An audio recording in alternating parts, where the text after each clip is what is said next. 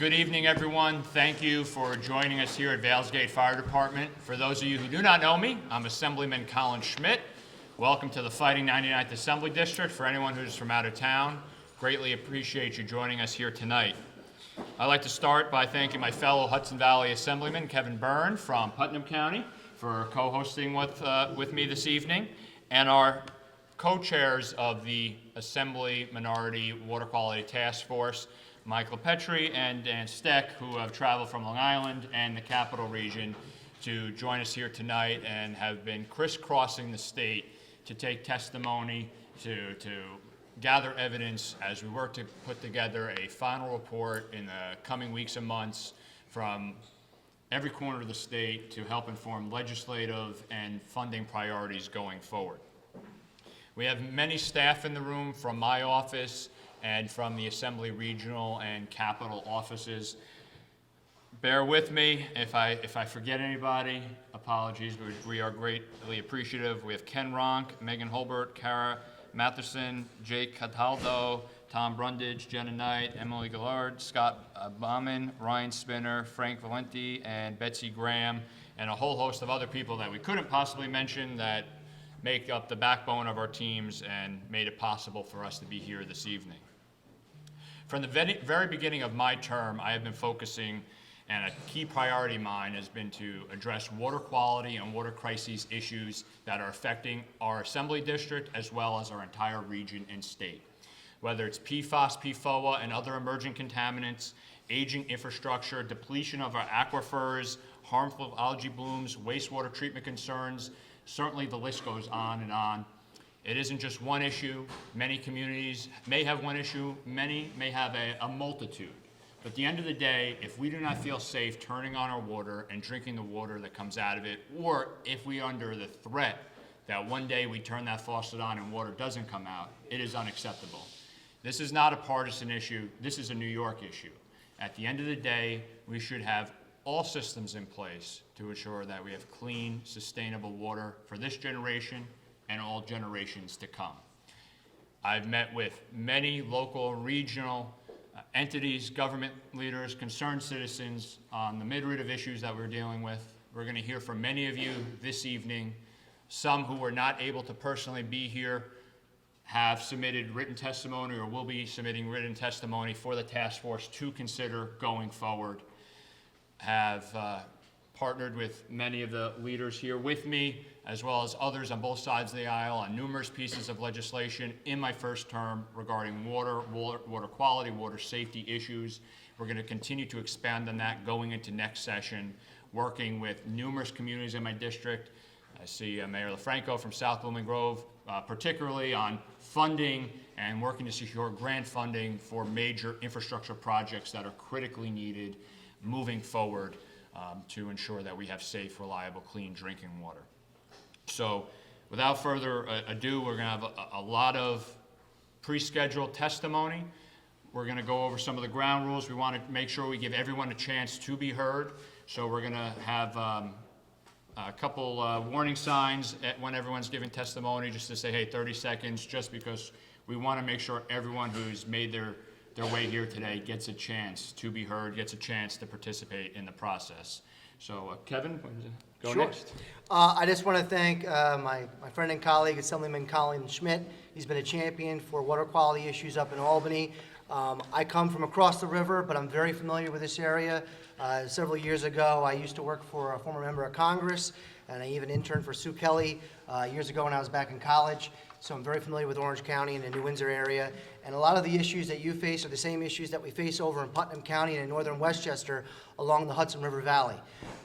This is something that we all need to depend on when you think about what do we need to survive as basic human beings, clean air and clean water. I mean, those come to the top of my mind. There are many issues that we have to focus on in Albany as state policymakers and legislators, but certainly this is a very important one. I know our conference has put forth legislation in the past. I'm sure we're going to hear a little bit about that at some point. But I'm here to listen to you. We have some really experienced stakeholders in the room today that have a lot more expertise than I. And when we're going to be voting on issues like this and championing policies, it's important to listen to all stakeholders. So I want to thank you for your time And Colin, it's a pleasure to be here. I'll turn over to one of the co-chairs who's been crisscrossing the state, as Colin said, Assemblyman Dan Steck. All right, thank you. Good evening, everyone. Thanks for having me here tonight. My name is Dan Steck, and I represent the 114th Assembly District, which is all of Warren County, all of Essex County, and then parts of northern Saratoga and northern Washington County. So Lake George, Lake Placid, that's where I'm from. As a side note, my mom and dad are both from not far from here, the city of Poughkeepsie. So I used to come down this way a lot to visit Grandma back in the day. But as Kevin pointed out, we're having a total of 6 of these around the state. This is our 3rd one. Last night we were in Lake George, about a 9-iron from where I live, so it was a home court evening for me last night.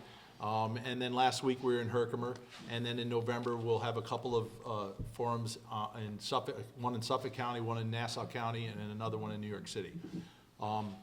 So these in the off session, this is the kind of work that the Assembly Republicans do. We conduct forums like this around the state to collect information on important issues. I've been involved in other forums having to do with opiate crisis and having to do with domestic violence.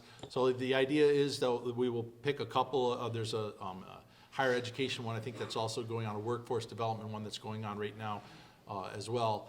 But we'll pick a couple of issues as a conference, and then go out in the state and collect information. And the desired work product for us at the end of the day will be early next year to compile all the testimony and what we've learned from talking with people like here tonight, to come up with a list of priorities, some suggestions, some legislative ideas, and that report will be publicized. It'll be produced and distributed to the public, and likely eventually some of that will turn into legislation and funding priorities. So that's what we're here to listen. We like to think that we know what's going on in our district, and we all like to think that whatever's going on in our district is likely to be similar in other districts. And my experience in these is, yeah, the names are different, the players are different, but a lot of times there's a lot of similarity in issue. And what that does, if nothing else for me, it reinforces, the direction that we're going in, or what we're prioritizing, that, hey, we are seeing a common thread here. And, obviously every community has its own nuances. Lake George, has its own concerns with road salt, but, what body water doesn't. Hoosick Falls is in the capital region. They've had some problems with PFOA and emerging contaminants. So, we suspect that we'll hear a lot of things that we've been hearing tonight. And if that's repetitive, that's okay by me too. And obviously if we learn anything new, that's also important. But thanks for having us and hosting us, Colin and Kevin. And I guess, Mike, you'll clean up now. Yeah, thanks. Hi, everybody. I'm Mike LePetri. I represent South Shore of Long Island. Really happy to be here. I want to thank Colin Schmidt and Kevin Byrne so much for allowing us in your home. Colin and Kevin have been at the forefront of water issues affecting this state. Specifically, this task force, you've heard, it's about being proactive, not reactive. It's about identifying regional issues, not casting a broad brush across the state, as our current state government likes to do. We do not. We want to flip the script on that, and that's why we're here today to listen. Listen and be informed not only about infrastructure issues, but also issues that perhaps nobody has ever heard of or been aware of. And that's the purpose today, so that we come next year into session 2020, we'll bring forward not only identifying problems, but also solutions. Solutions that are born out of the testimony from each and every one of you, the recommendations that result from each and every one of you. So this is not a list that's done with a hidden agenda, but this list is made of experts, people who actually care and have no other purpose besides making our communities better, just like Colin Schmidt and Kevin Byrne intend to do, as well as Dan and I. So we look forward to hearing everybody present today and hope to engage in a nice, productive, and healthy dialogue. Thank you, everybody, and thank you again, Colin. Thanks, Mike. And I'd be remiss if I didn't give a shout out and appreciation to the Vails Gate Fire Department and President Steve Bedetti. I know Steve is floating around. Thank you, Steve, and the entire fire department for opening this up to the community and for our use. And also thank you to Officer Caldera, the New Windsor Police Department, for being here, making sure everybody's safe and secure as always, and everyone in the community for being here. I'd like to start out with Dr. Gelman, Commissioner of Health, Orange County Department of Health. Doctor.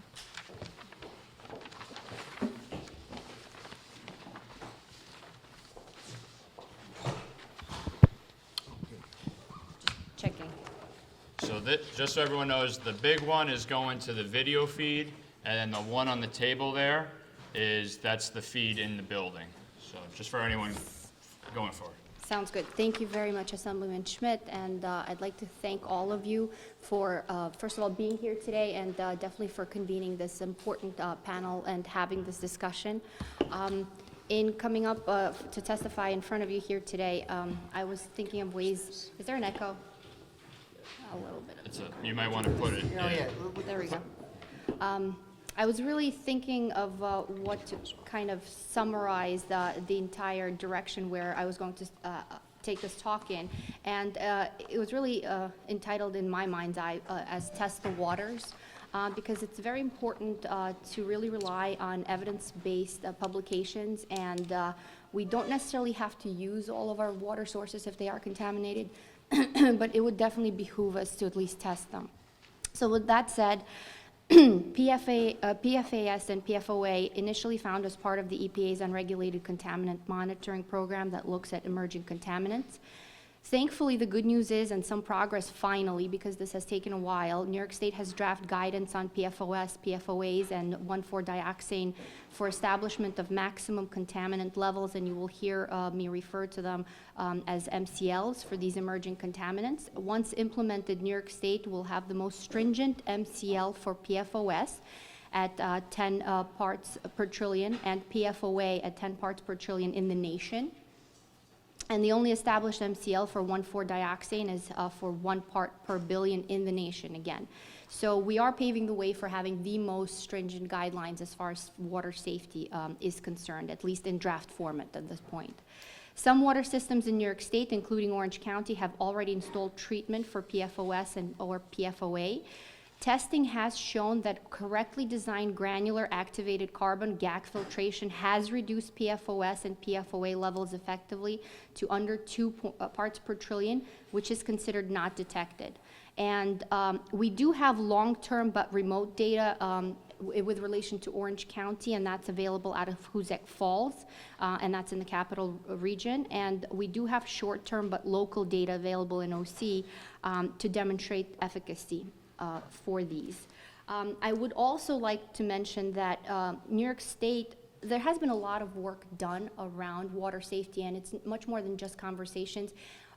We have done a lot of work on a local level. We have a tremendous, phenomenal team at the Orange County Department of Health, and we do have some of our engineers here today, so I thank them for being here. But with that said, New York State has spent upwards of $20 million on a new state-of-the-art GAC facility here in Orange County. It is not currently in use, and it behooves us to at least test Washington Lake with the understanding that we continue convening stakeholders to discuss cleanup efforts. But it really is imperative to at least test it, given the data that we are seeing out of Hoosick Falls and here locally. More than just PFOAs and PFOA testing has been completed at facilities in Hoosick Falls, Crowell Well in New Windsor, and Butterhill Wells in New Windsor on anywhere from 6 to 21 of the perfluorinated chemicals and has shown removal with GAC down to non-detect levels. These 6 to 21 contaminants include both short and long-chain PFCs. If breakthrough of short-chain PFCs is of concern, it should be noted that treatment facilities are designed with a lead and lag vessel in order to test the midpoint for the breakthrough. This means that a polishing filter is removing any breakthrough prior to it getting to the public, meaning that we will have notice ahead. Change-out criteria can be established to plan for filter media replacement so detections never make it to the finished water. So yet again, this really goes to the discussion that if there are issues and barriers that are identified, such as potentially sewer capacity level or the some of the other issues that have been identified with backwash, those may be discussed, and we can integrate those into the existing facilities to ensure that we have the capacity to treat the water we have. And so I did allude to the multi-million-dollar facility that has been built in the Orange County to treat Washington Lake. It's never been used to date to treat water from Washington Lake, even just to test the finished water quality. This facility was also designed with lead and lag vessels, as noted above. A few other notes, because I know that PFAS and PFOA have been in the media, and a lot of entities have been quite vocal, but the depletion of aquifers overall in Orange County, we're lucky in that we have not had a large problem with lack of water or depletion of aquifers. That being said, there are a few. We have just a handful of water systems that continue to look for additional sources. Some are using grant money or low zero interest loans to help finance these upgrades, so it really behooves us to take a look at funding and sourcing for that. Harmful algal blooms, HABs. Environmental health continues to get updates from the DEC tracking on HABs. Although a growing issue, fortunately we have not had a lot of blooms that have affected drinking water or beaches locally. However, when issues arise, there are testing protocols that are followed.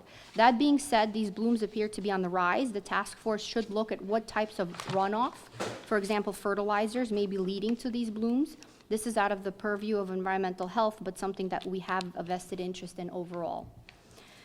Aging infrastructure. Our office is also concerned with aging infrastructure. Old water mains lead to more water main breaks, which leads to more public health precautions, such as boil water orders. There has been some Water Infrastructure Improvement Act grant funding, which assists with funds for infrastructure upgrades. Although I do not know a lot about this grant program, it appears to pay for only a percentage of the costs to these projects. So again, looking at funding sources would be of utmost importance. More funding would obviously lead to more upgrades, and definitely one of the places we should focus on. In terms of the facilities in general that I mentioned before, with specifically GAC, these facilities have proven highly effective with long chains, and I will reiterate that even though there is a potential for breakthrough of short chains, those may be mitigated in a timely fashion. Other items of concern, perhaps not for the agenda here today, lead. Lead continues to be monitored in drinking water. Proposed amendments to the rules suggest lowering the action level of lead, but there has been nothing official as of yet, although not a lot of lead services lines exist, but some still do. Some municipalities in Orange County have used state grant funds to replace these lead service lines, but continued funding for service line replacement is still valuable and for older municipalities. And those across the state, I would imagine, also hold true. Chlorides.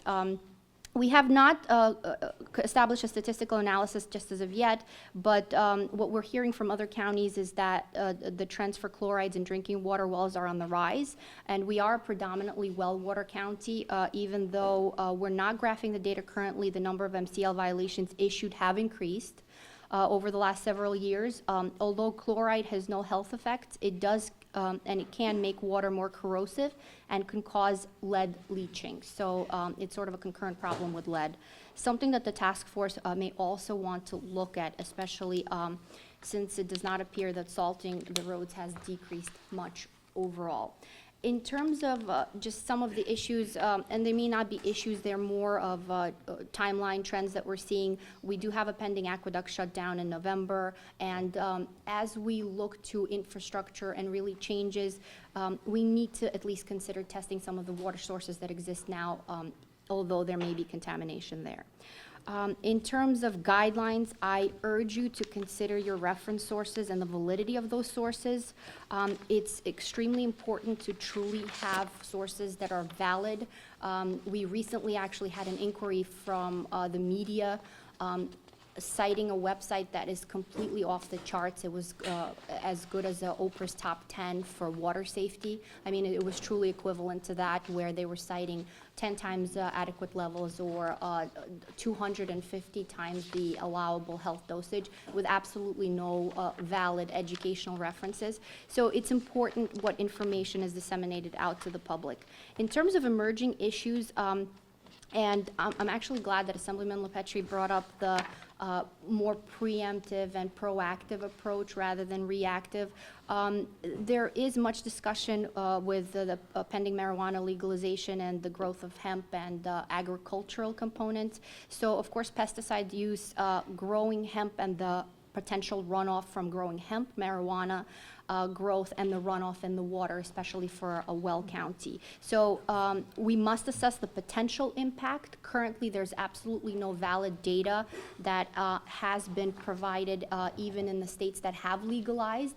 But with the direction we're taking with agriculture, it behooves us to convene a panel and to really consider in those states that have already implemented those laws, if there was any impact to drinking water in the runoff, because we would hate to have the same panel a decade from now convening on THC and CBD and other cannabidiols potentially in the water. In closing, or perhaps just sort of as a finishing note, evidence-based, we really need to look to evidence-based measures and literature to look at actual reports and valid data, because just as with water itself, sources are extremely important, and I believe, at least for our local legislature, we did send out some of the guidelines and some of the legislature that has been passed in California with the marijuana legalization laws, really looking to new water rules for marijuana growth.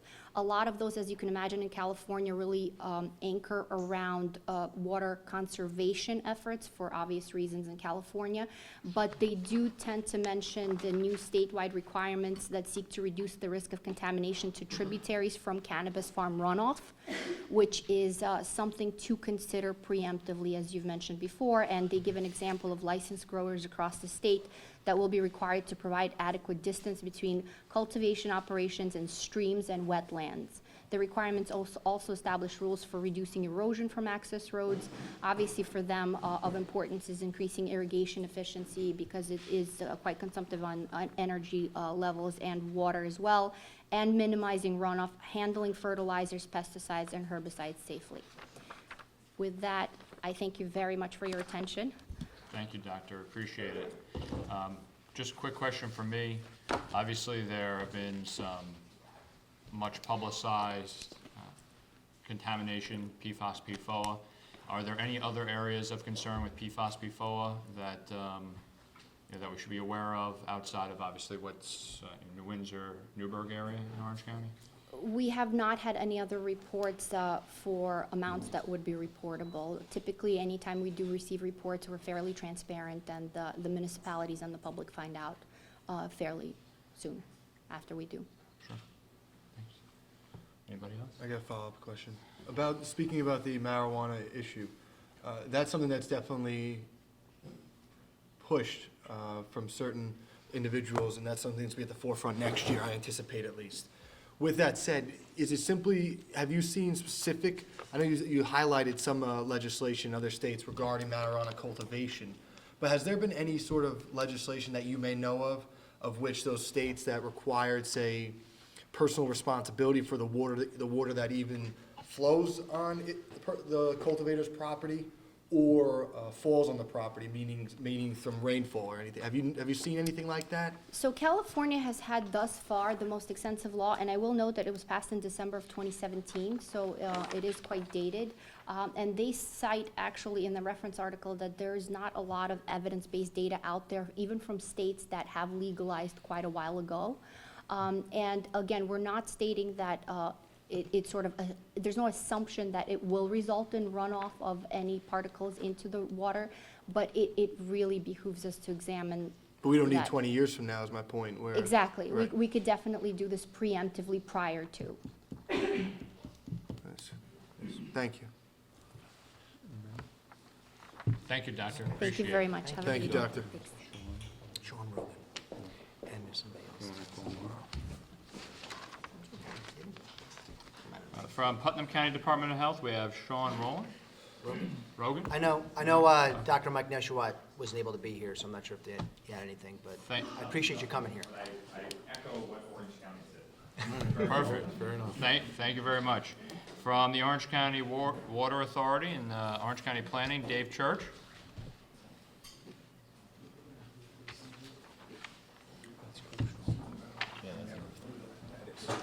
Yeah, let's move it along. Oh, look at this handout. Oh, thank you. There we go. Thank you. All right. And the floor is yours. Ready?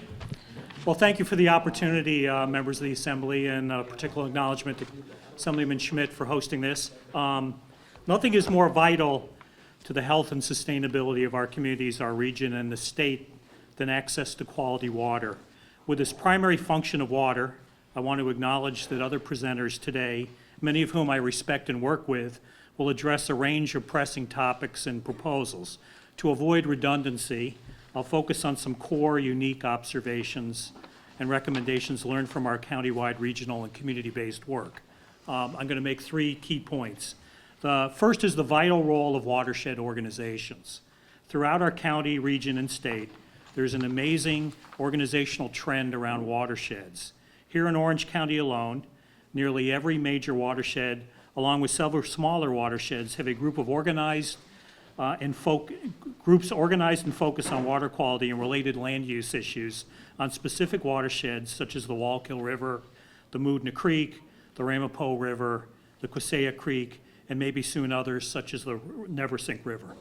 These organizations reflect the best of communities based on a combination of local officials, professionals, citizens, and public and private sector entities working together on shared priorities.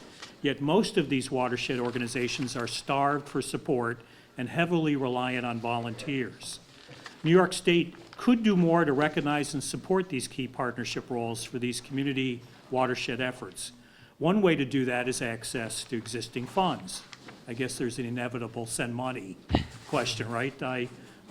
For example, the New York State Conservation Partnership Program, now between New York State DEC and the Land Trust Alliance, awards grants to land trusts only using environmental project fund sources. I suggest the time may be right to add watershed organizations to expand the eligibility for small organizational and project support matching funds. This in turn builds community capacity to help address local responses to water quality stresses. I also note in our region, the New York State Hudson River Estuary Program has been a significant and important funder and supporter of these kinds of efforts, and we recommend to the Assembly members that that program at New York State DEC should be sustained. The second point is the necessity of improving access overall to funding, including better integrating water quality and quantity improvement projects into the prioritization work of our regional economic development councils. In the past 2 years, New York State, through the consolidated fund application process, has expanded the availability of financing for the protection and improvement of drinking water supply systems. But this programming still remains highly competitive and administratively complicated for many communities or organizations to supply for or secure this funding. And the depth and range of water system cleanups and improvements, along with protective measures, remain still overwhelming. The path to Consolidated Fund Application, or CFA awards, starts now and is significantly anchored to the work of everyone's Regional Economic Development Council. Here we are in the Mid-Hudson REDC, or Regional Economic Development Service Area. These REDCs set regional strategies for the use of state funds, and they prioritize projects to be funded. Unfortunately, too often vital issues such as water supply protection, water quality remediation, or water and sewer infrastructure improvements are low priority for the REDCs, or simply not the focus of their strategies or REDC appointed member expertise. If the REDC and Consolidated Fund Application combined process remains key to access to New York State funding, then I recommend Assembly members look critically at broadening the representation on REDCs to include water and infrastructure expertise, and also set assurances that water quality and related projects are viewed as highest priority. And third point, the need to remove bureaucratic obstacles for public water suppliers to enact or update watershed rules and regulations. There's nothing more important than safe, adequate access to drinking water. But as we have seen in recent years with stresses, no doubt to be noted by Dr. Gelman and certainly with speakers to come, many drinking water sources are under significant stress. Stress from runoff of sediment and road salt, stress from land use decisions resulting in conflicting land uses near sources, and stress from emerging contaminants like PFAS, PFAS, highlighted here in the Newburgh, New Windsor water crisis area. Ironically, in New York State, there exists an excellent tool allowing municipalities, in partnership with their neighbors, to protect their water supply sources, similar to the great success story in the Catskills with New York City. New York State Public Health Law, Article 11, Section 1100, authorizes the New York State Department of Health to promulgate regulations, quote, for the protection from contamination of any and all public supplies of potable waters and water supplies of the state and their sources within the state, known as watershed rules and regulations. For most supplies, these rules have not been advanced or updated in nearly 30 years. Many towns, villages, and cities have sent new or updated regulations through their local health department up to Albany for review and approval, only to get no reply or no action. Professionals and advocates like myself and others here today have been perplexed for years as to why there's been no action on requested updates from Albany. The range of excuses is predictable: low staff capacity, internal legal concerns, even agency jurisdictional debates between State Department of Health and the New York State DEC. The time, I think, has come for New York State Department of Health, in partnership with the New York State DEC, to set the path forward for municipalities to do the right thing in getting these local initiatives reviewed and approved. I strongly recommend to the Assembly members that they examine this program blockage and inspire a solution. Thank you. Thank you, Dave. Appreciate it. Does anybody have Go after me. Perfect. So, Dave, I know we've had some one-on-one meetings, discuss these issues, and this was I think a great overview, touching on some things that might not be brought up by some other folks giving testimony today. What I found in our prior conversations and today, and obviously in my current and previous roles, the interaction with the different watershed groups and their ability to harness the volunteer power to make a substantial difference for whether it be the Mudna or that's probably the biggest example right now in Orange. Is that the biggest one right now in Orange County? I think it's the most active, and it's also an intermunicipal agreement. Right, so it has the most teeth per se. Correct. Versus any others. On top of what you laid out here in your testimony, is there anything additional statutorily that we should be looking at to maybe give additional powers, additional, I guess maybe strength to those organizations? You know, I'll confess, but being raised by libertarians from New England, I think there's plenty of rules out there already. I do believe there's, there needs to be an effort to better use the tools we have and coordinate that across partners. So this frustration, I think there's a particular frustration by some of us in the field of this dispute between New York State DEC on who's the lead on these issues. I'm getting to be an older guy now, but the DEC has become out of, an earlier basically fish and wildlife function, and has emerged with a much more significant role in water resources and water infrastructure. So I think you need to help them sort of reconcile who's in charge of these issues. Sure. Okay? Sounds good. Thanks. Go ahead, Mike, you want to go Sure. first? I just want to ask real quick. You spoke about watershed rules and regulations, right? How that's already, it's already authorized DOH to promulgate regulations, known as the watershed rules and regulations. But I want to ask, what kind of new or updated rules have you sent for review and approval that have just simply been set aside? Do you have those lists that you've specifically seen, or do you know of any off the top of your head that would have a most profound effect on localities?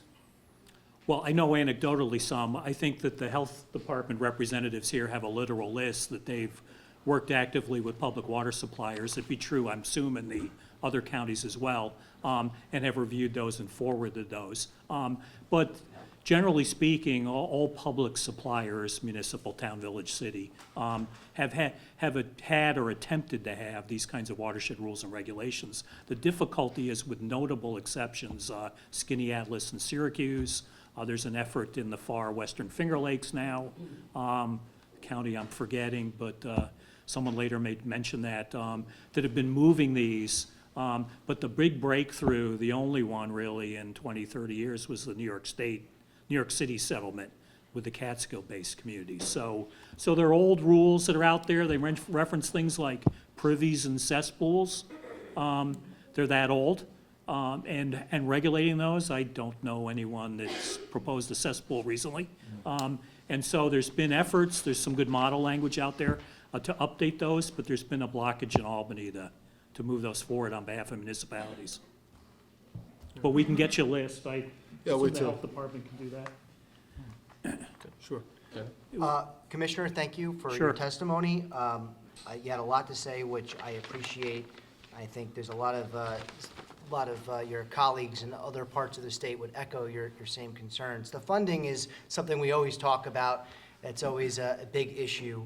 And mentioning the CFA process and relying on the REDCs, I think this is a challenge that we deal with our counterparts on a local level, our town supervisors and county executives, just dealing with this process of applying through the REDCs, and some would even call it like a Shark Tank type of approach to disperse taxpayer dollars. And I've gone to some of those meetings. I think some of the people that are on these councils have the best of intentions, work very hard, but I don't think it's necessarily the most efficient way to disperse these funds. I'm bringing that up because, first of all, is there any other grants that you know of in the county that they've applied through, whether it's the WIAAs, and it's the same thing through CFAs? Have you struggled getting access to those dollars?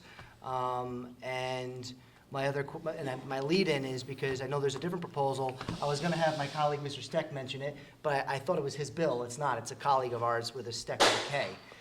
There's a bill, if you're familiar with the CHIPS program, which gives monies back to municipalities for infrastructure on our roads. There's a thought that we could do something similar to help our municipalities and county governments with our water infrastructure needs.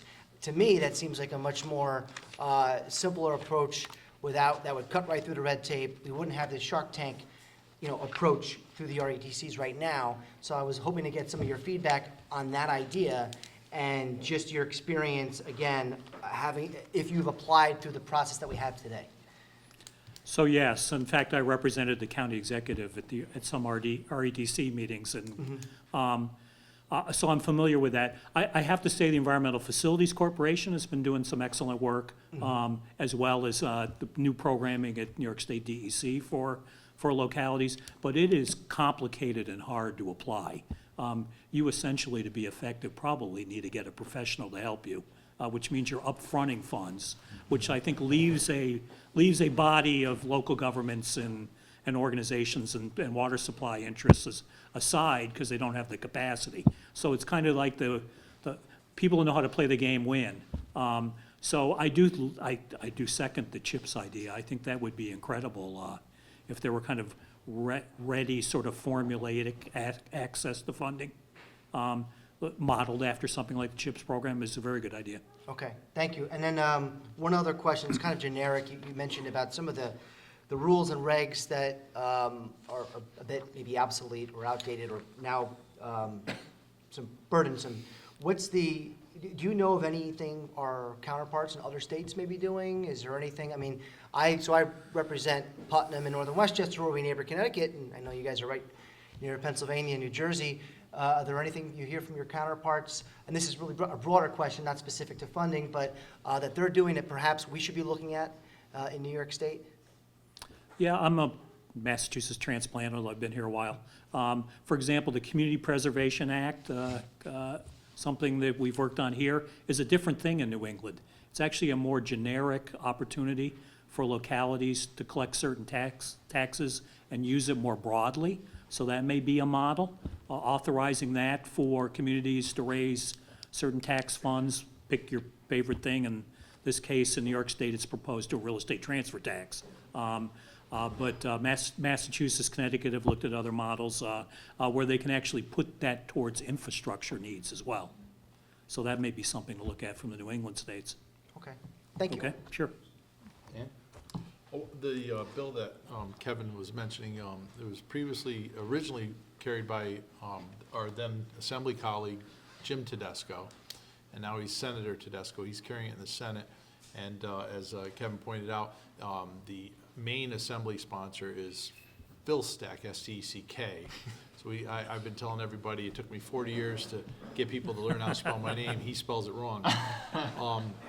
But I'm a co-sponsor, and several of us are on that bill. And for everyone else's benefit, the idea behind it, it's called SWAP. It's another acronym. But the CHIPS, which every highway superintendent and town board member, local government official is familiar with, the nice thing about CHIPS is that it removed the politics, the Shark Tank, from, and it was a formula. It was a non-political and engineer-driven. How many miles of road do you have in that municipality?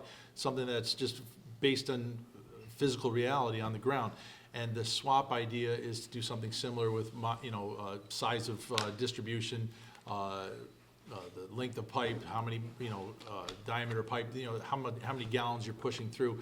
And as a baseline amount of funding, the suggestion, or the bill would say that it would be funded at the level of CHIPS, and CHIPS right now is in the $400 million per year range.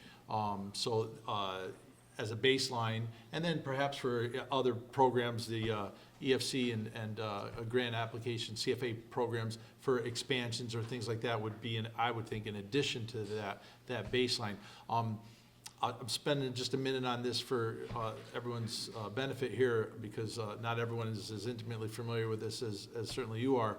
But there's been reports that have estimated that the statewide capital requirement to bring water and wastewater infrastructure up to where it needs to be over the next 20 years, $40 billion in water and $40 billion in wastewater, so a total of $80 billion. That's not to say that the state has to be on the hook for all of that, but that is the total. There'll be a local share, obviously. And then, of course, for those of us that are, I'm the old guy of the four of us up here, a lot of these plants were built in the 80s when mandates came by that, hey, we are going to up our game, and that was great, and the federal government had a lot of money that was made available, and that money's gone now, and now all these plants are 40, 50 years old, some older, and they all need to be, renovated. So that's the 8 ball that we're finding ourselves behind. But if it was a $400 million, some of the recent funding that we're in that $2 to $2.5 billion range has been made available in the last 3 years in the legislature. But this is our third meeting, and you prevented me from asking a question I was going to ask. You made the comment. I was curious, and I'm very curious to hear everyone else as they come up, how difficult it is to apply for, how much effort goes into applying for these grants. And you're absolutely right. Larger communities, or communities that are ahead of the game and have studies and plans already on the shelf, they're ready to go. In a smaller community with smaller town and less resources, they're behind the 8 ball even more from their bigger ones. So I wanted to elaborate a little bit on that swap, and I like it. I think it's a good approach. But to get an idea, how much money we're talking about, $80 billion over the next 20 years. It's a lot of money, but I'm sure it's not going to get, that number's not going to get smaller. So, but thanks for answering the question before I asked it. Sure, thank you. Thank you, Commissioner, appreciate Take it. care. Have a good evening. Thank you. We have, I think we need to move a vehicle that might be blocking access. Yeah, I apologize. There's 2 cars over here parked on the side of the building nose in that are blocking fire truck in. If I get them, there's one New Jersey car, or Virginia plate car, and 2 New York. So either we need a hand, we can have a hand.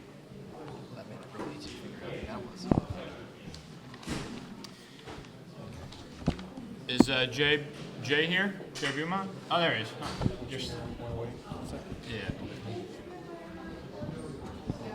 Can't hear us in the back. Did we read that mic gonna work now? Hopefully. We're gonna try. Try again. I'm gonna give it a shot, see if that works. All right, we reconfigured the microphone situation. Hopefully, it'll make it a little easier to hear some of the testimony.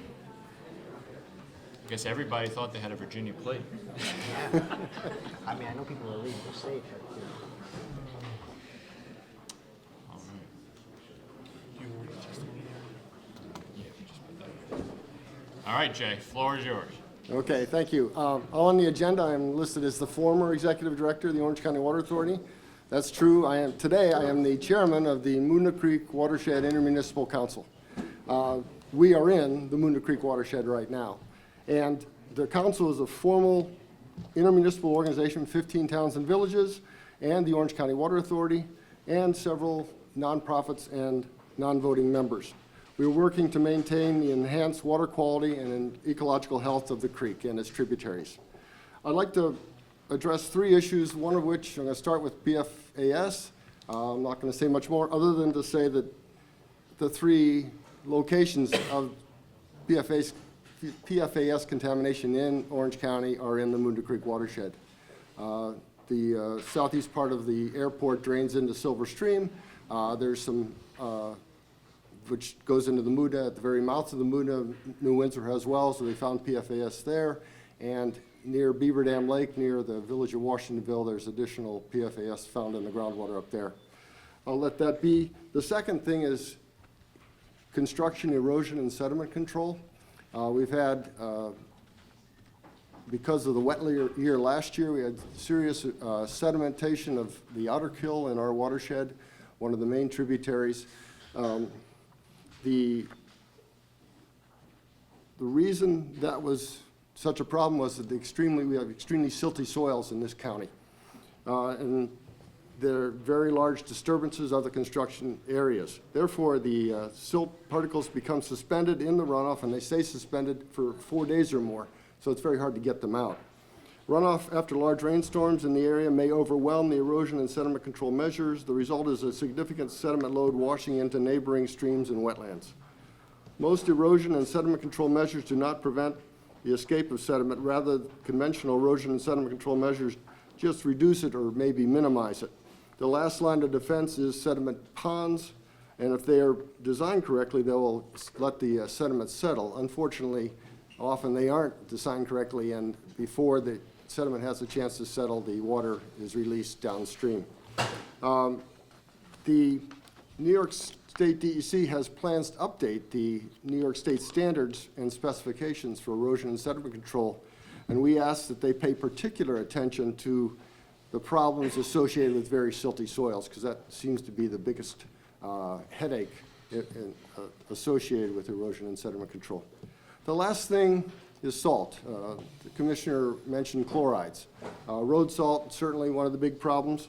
One of the problems that we have in this county is salt going into the sewage treatment plants from water softeners, but also from food processing operations. And in that case, they use enormous amounts of salt, and the salt ends up in the sewage, and it's very difficult to get the salt out of water in general. Because of that, the effluent from the sewer district number 1 down near Harriman, which goes into the Ramapo River, is now pushing the limits of what that river can handle during dry times. It needs to be diluted, obviously, before it goes downstream. So the county has commissioned a study, and their consultants are considering or recommended that perhaps it'd be best to build a pipeline and bring the sewage up to New Windsor, where they would build another treatment plant and then put the effluent into the Hudson River, which has the capacity to dilute the effluent. In closing, we appreciate the opportunity to present testimony to the Assembly Minority Task Force on Water Quality. We recognize that Assemblyman Schmidt is in your office is in our watershed, just a few hundred feet from the Moonda Creek. Yes. And we feel that we'd be happy to supplement anything we've said today, and any other questions you may have, please let us know. Great. Well, Jay, first, thank you for working with me before the hearing here and coming to present that. And I can't avoid the Moonda because, like you said, I look out my window and I can see it right there from the office.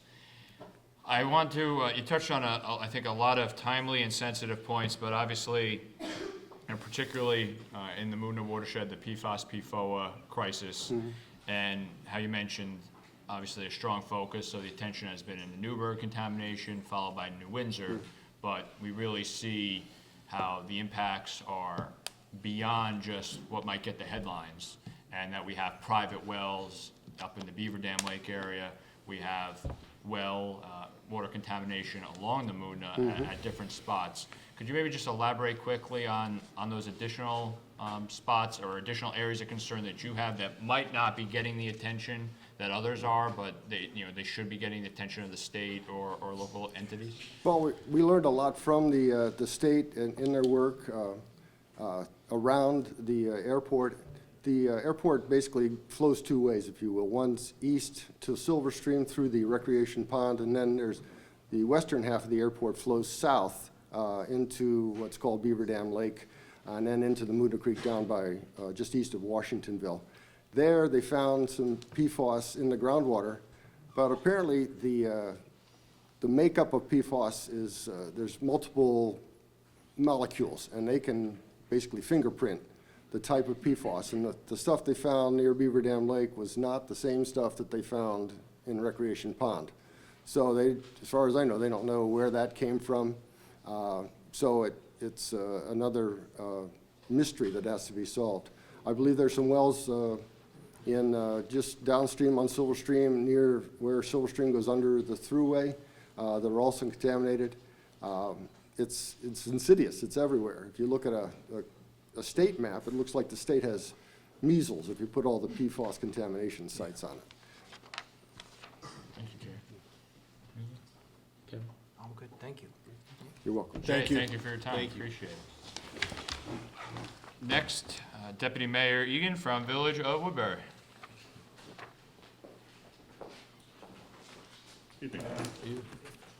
Floor is yours, Deputy Mayor. Thank you, sir.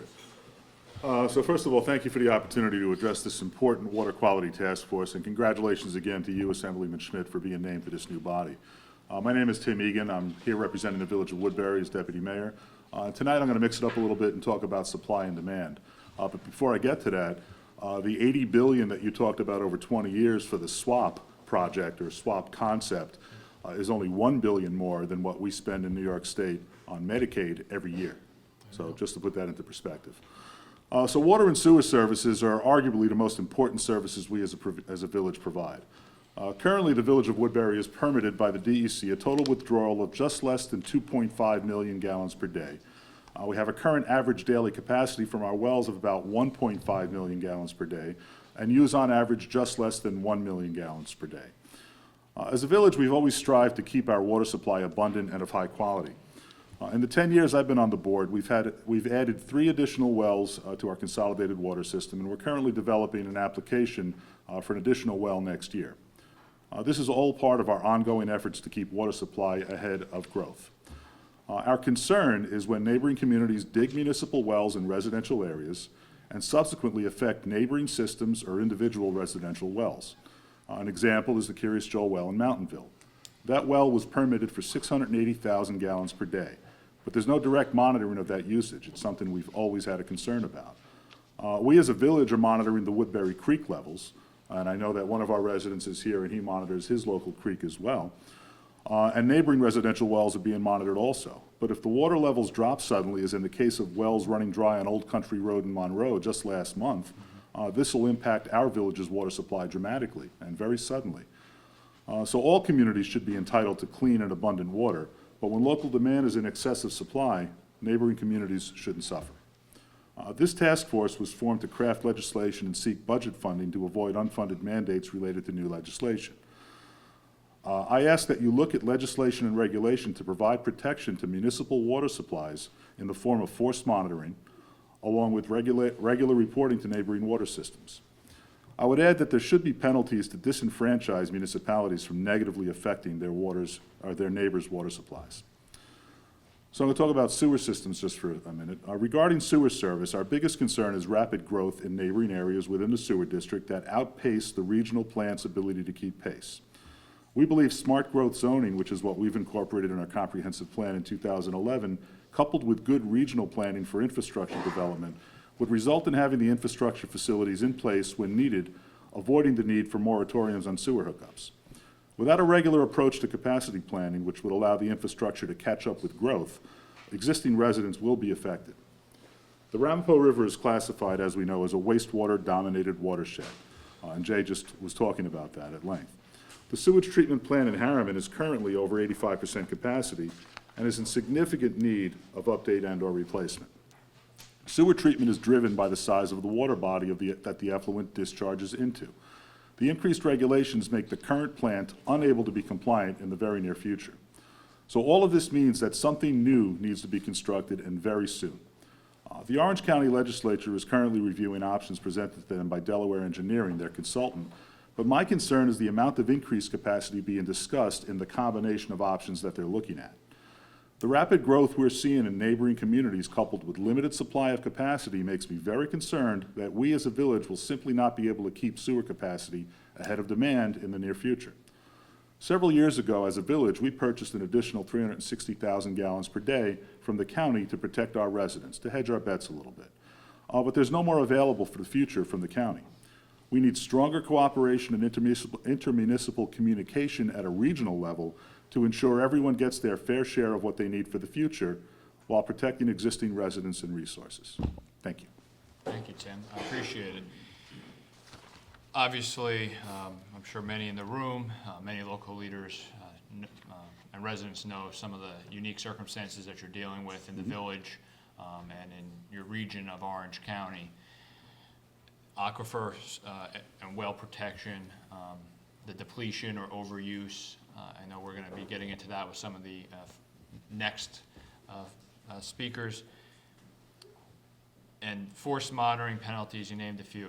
I guess if you have one magic, you can get the one thing, the top priority is, what would that be? Or is it you really need the whole package for anything else to work? Well, I think both, to be honest with you. But, in our community, we spent a lot of years crafting a new comprehensive plan based on the previous 25-year-old master plan that the town had before the village was created. And we followed local, regional, and national planning guidelines with regard to smart growth. And we tried to craft our new zoning based on those concepts. But it isn't going to work if everybody else is gobbling up all of the resources on both sides, both on the supply and the demand side. And that's our big concern, that all of the, if you do the math on what the county's projecting with regard to 3 million gallons per day, that's only about 7,500 homes at 400 gallons per day per household. Well, just in the town of Palm Tree alone, there's 7,500 homes projected for the next 12 months. So we're talking about bonding for 30, 40, $50 million, whatever this is going to cost over the next 10, 15, 20 years to provide 1 year's worth of growth in the region. So that's just not going to work. So we need to do better than that. Now, just to highlight, I think the forced monitoring and penalties for Community A damages Community B's water supply or recharge area. In a perfect world, what would that look like to you? Well, honestly, if we're assessing, or you are assessing penalties, it's too late. The horse is out of the barn. What we really need to do is prevent that from happening in the first place. So that's the perfect world where we can, all of our communities need water. We don't live without water. We all know that. So if we can share the resources fairly across the board between all of the communities as a larger region, and not just little fiefdoms, not so parochial with regard to our water use, maybe we can get somewhere. Maybe that would be a perfect world. Mike? Yeah, quick question. In talking about the communication or issues with maybe neighboring communities, just some of the testimony we just heard a little earlier was about some of the rules and regs that haven't been advanced or updated in several decades, and even some of the jurisdictional issues between DOH and DEC. Do you see that as part of the issue as well? I do. I very much do. I testified in 2014 at the DEC public hearing with regard to the drilling of that well in the first place. And we pointed out 19 technical deficiencies in that application, the Speedies permits, the DEC application, everything. And none of that was addressed. So while I agree with, I believe it was Jay that said, there are already existing rules in place. There's laws that are in place, but we're just not enforcing what's already there. And I think the same could be said for a lot of aspects of law. Sure. Thank you. Thank you. Thank you. Thank you. Thank you, Deputy Mayor. Appreciate it. Supervisor Geralman, Town of Blooming Grove. I don't know if there's a day that goes by where you and I aren't discussing a water-related issue. Yes, well, that's true. Thank you for having me, Colin. Congratulations. Not only am I the town supervisor, but from 2006 to 2017, I was the mayor of the village of South Blooming Grove, which is in the southern tier of the town of Blooming Grove. One of the things I learned with being as the mayor, one of the concerns that we had at the very beginning was with water. Water was quality and then quantity. That was the first thing I heard in 2006. I was dealing with an operator that had been there since 1976 and also an engineering firm that worked for the town and then also the village since the 1990s. With that, we also brought in a hydrogeologist to go over our aquifer and what's going on to it, the aquifer. So in the 50s and the 60s and the 70s, when growth really started to hit Blooming Grove in the southern areas, you could drill a well about 100, 150 feet and you get water. It wasn't a problem. You went forward. With that, back then, the town, which controlled that area before the incorporation of the village in 2006, they went through a number of phases of different wells being drilled. The last well that was drilled in that area, in the area which is considered the Worley Heights area, was well 7. Well 7 was originally about 200 feet and brought you about 50 to 80 gallons a minute. Well 7 is presently at 660 feet. Our hydrogeologist told us the bottom of the aquifer is 710. Well 7 is now doing about 12 gallons a minute, and that's the best you're going to get out of it. The other wells, and that's wells 1A, 1B, 2, all those going up even to a well 8, were all abandoned because they went dry and collapsed. The average well in the area now lasts about, in South Blooming Grove area, it lasts about 7 years before it goes dry. In 2010, the village of South Blooming Grove, when I was the mayor, we identified a well. We call it Orange and Rock, and it's across from Orange and Rock and Utilities on 208. It's near a water body. That well was drilled in around 2013 and we set that up. At the time, we got pumping data of about 120 gallons per minute. We were roughly at about 350 feet at the time. Presently, the mayor that has been there since 2018, and when I left, that well was drilled deeper to about 500 feet. You're at 32 gallons a minute. An aquifer does not stay within one municipality. It doesn't have a hard border like a municipality does. It goes from one municipality to another. One of the things our hydrogeologist showed to us was that the neighboring municipality overpumps their wells continuously, 24/7, and they have overgrowth in the area. They have high density growth. Their attitude is, we'll poke a hole in the ground, we'll pump the water out, and we'll provide for our municipality, not considering about their neighbors. Some of our wells are up to a mile away. These are deep bedrock wells. These are fractures about the size of your hair that we're pulling the water out from.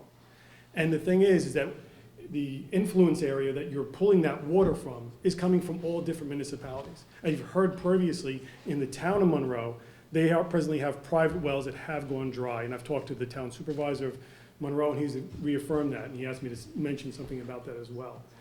The other concern that we have in the area, besides just the overpumping of the neighboring municipalities, is the overall demand that has hit the area. And you've heard some others talk about that. But the thing is, when you have over-demand and over-development, and you keep pumping the aquifer, our aquifer will go dry. If you want examples, look at California. There's municipalities that are ghost towns because they have no water. In certain municipalities in California, they're at 1,000 feet. When you hit 710 feet, you're pretty much at dead water. After that, it takes 50 to 100 years for that water to get down there. So if you're pulling that water out that deep, it's not going to recharge in probably my lifetime or your lifetime, unless it's sand and gravel, but I'm talking about deep bedrock wells. The other concern that we have in the town of Blooming Grove is quality. So in the Tut Hill area of the town of Blooming Grove, where town hall is, because there's a small basin there and there's wetlands, we have chlorides. We have chlorides that exceed the 250 parts per million. And the problem that we have is that to get a safe drinking water system, we would have to put reverse osmosis. In the areas of those municipal wells, we only produce about 30 gallons per minute. We need over 50 gallons a minute just to have reverse osmosis and to work properly.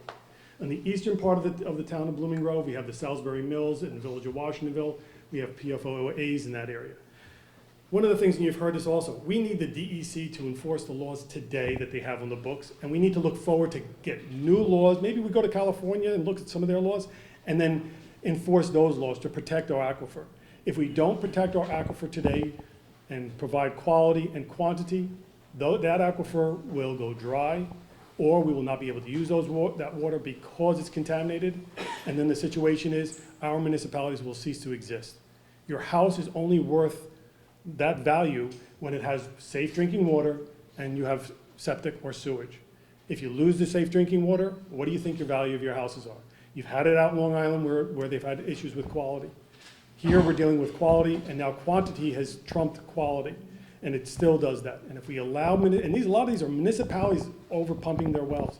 If we allow municipalities to do that, and all I have is the opportunity is to sue them. I was one of the municipalities involved in a litigation, and we had standing in the court, and our hydrogeologists showed that Woodbury, Monroe, Blooming Grove, South Blooming Grove, all of that had standing because this over pumping was impacting. The creation of the town of Palm, we lost standing.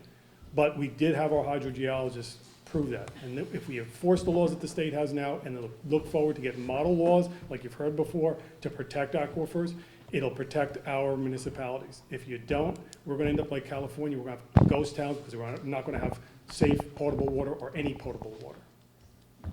Thank you. Thank you, Supervisor, and thank you for your continued partnership on many of these issues.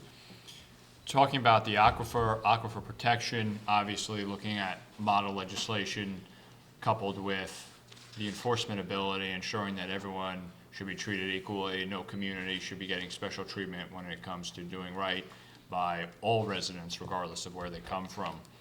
Do you have an estimate on when a time frame at the current rate that aquifer would go dry? Right now, our hydrogeologists, for instance, if you look at the Orange and Rockland well, it went from 125, it's down to like 30 gallons. That's in 6 years. So, yeah, we were asking them to do modeling. What we've done in the villages, in the town of Blooming Grove, is in the town of Blooming Grove, we've instituted a town local law so that we can protect ourselves from overpumping. But again, if our neighbor's doing it, it's impacting my well, and I don't have jurisdiction over there, there's not much I can do. The only way to find out when the aquifer will go dry is to find out how much is being pumped out, how many gallons per minute are pumped out. Without that data, the hydrogeologist can only guess. Sure. And that's what the concern is that if our neighboring municipalities and municipalities in the southern part of Orange County are allowed to overdevelop and they keep putting more holes in the ground, it's going to accelerate the failure of the aquifer. And once you fail on a deep bedrock aquifer and those fractures collapse, you're not getting it back. It's when the ground subsides because the aquifer is collapsing, and it's from overpumping. Now, I know some of the issues that we've also talked about are the iron manganese levels, as well as the road salt, the general road salt issue. Right. And I know that you and Highway Superintendent Wayne Kirkpatrick have taken some steps to attempt to mitigate that on the local level, on local roads. Do you believe that we should be looking at something more broadly when it comes to road salt usage, enforcement, protection, not just obviously in the local area, but on a statewide level? So what we did in the town of Blooming Grove, for two purposes. One was to cut back on the amount of salt we're using, and also on how the salt is distributed throughout our roads. Our Highway Superintendent, Wayne Kirkpatrick, and I took office January of 18. We started looking at different ideas. One of the things we came up with, and this really comes from upstate New York and also in New England area, it's molasses. So we have a liquid molasses that we apply to our salt. We mix it in with the salt. The salt turns brown. The salt also becomes sticky. The molasses, then when we are applying it, the salt, if you ever get behind a salt and you see that salt bouncing, ours lays down. We have to apply the salt less. So when normally we would end up with, when it comes to an average winter, which is what we had between 18 and 19, the town of Blooming Grove would be left over with less than one bin. We have now 2 full bins, and we saved a good percentage. I don't have that with me today, but by putting the molasses on the salt, it cuts back on the chlorides entering into our aquifer. Some municipalities use a liquid chloride to spray onto the salt. You're adding a liquid salt to the salt, and now you're doubling down on each pass you have. We found the molasses works. It's been a great help for us, and it's been a great savings, and we believe that's something that we can do locally to protect our aquifer on the quality level. Again, the quantity level, we are still in the same straits, but we are doing that because, again, we have municipal wells that provide to one of our municipal districts that the chlorides are through the roof. Thank you, Supervisor. Yeah, I have a question. Sure. Supervisor, I have questions regarding the chloride and salt. Other hearings that we've listened to and sat on spoke about actually just using non-chloride salt product. It's not salt itself, but not removing that chloride from it entirely. Is that product actually, to your knowledge, or are you aware of that product existing? Yes, there's a beet juice that's out there. We were looking at that as well. It's a beet juice that you apply to salt or sand as you're applying it. We found the molasses work better for both our sand applications and our salt applications. The beet juice, really with any rain or a good amount of salt, the beet juice runs off. With the molasses, if you know molasses, it sticks.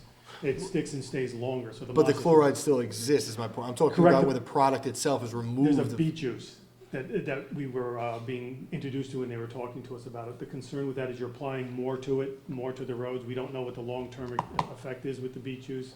So, again, that's the concerns that we have.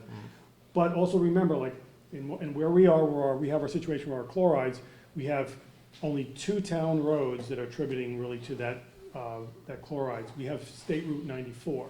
So even though we're instituting the molasses, we still have state DOT trucks that are also have liquid chloride on the side of their trucks that are spraying and also putting additional salt down on the road. So we can take whatever measures we want. We have State Route 17, 17M, 208, 94. You know, we can't control state DOT or the Thruway Authority. All right. Also, I want to talk to you about the recharge. Do you have any initiatives on the town with the code or anything to property owners, both commercial and residential, to encourage recharge? Yeah, so what we have done is we've attacked 2 different ways. One with the local law. The other thing is we did a natural resource inventory. In the natural resource inventory, our hydrogeologist is identifying where we have properties where there is recharge areas. So if you have an area that is blacktop, that's putting the lid on top of the pot, water's not really getting through that. Right. But they found areas like certain wetlands that we know that are very good recharge. We're a member of the Munda Basin Commission.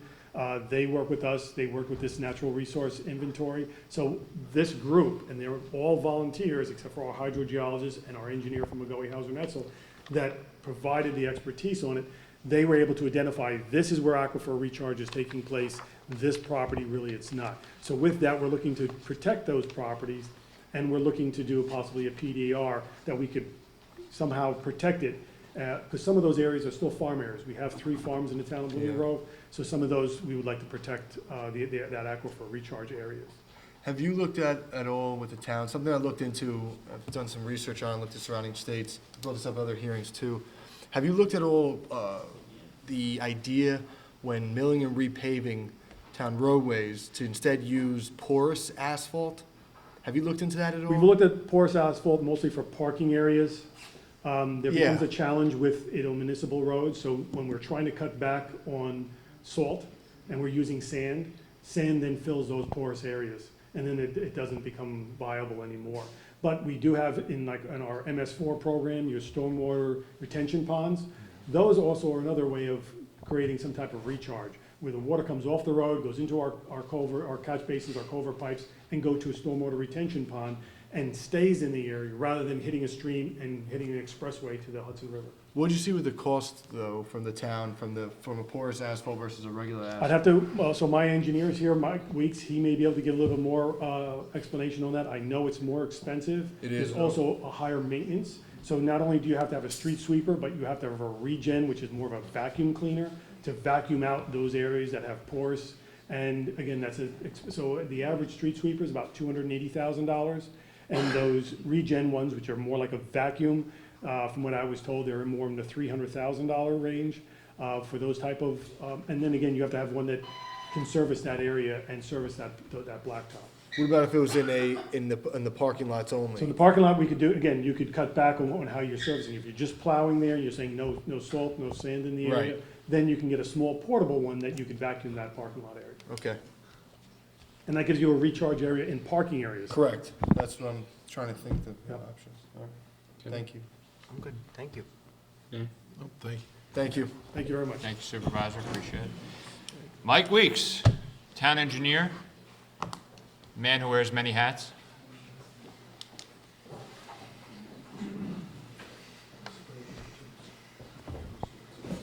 Thank you, Assemblyman. Thank you, Colin, for the invitation.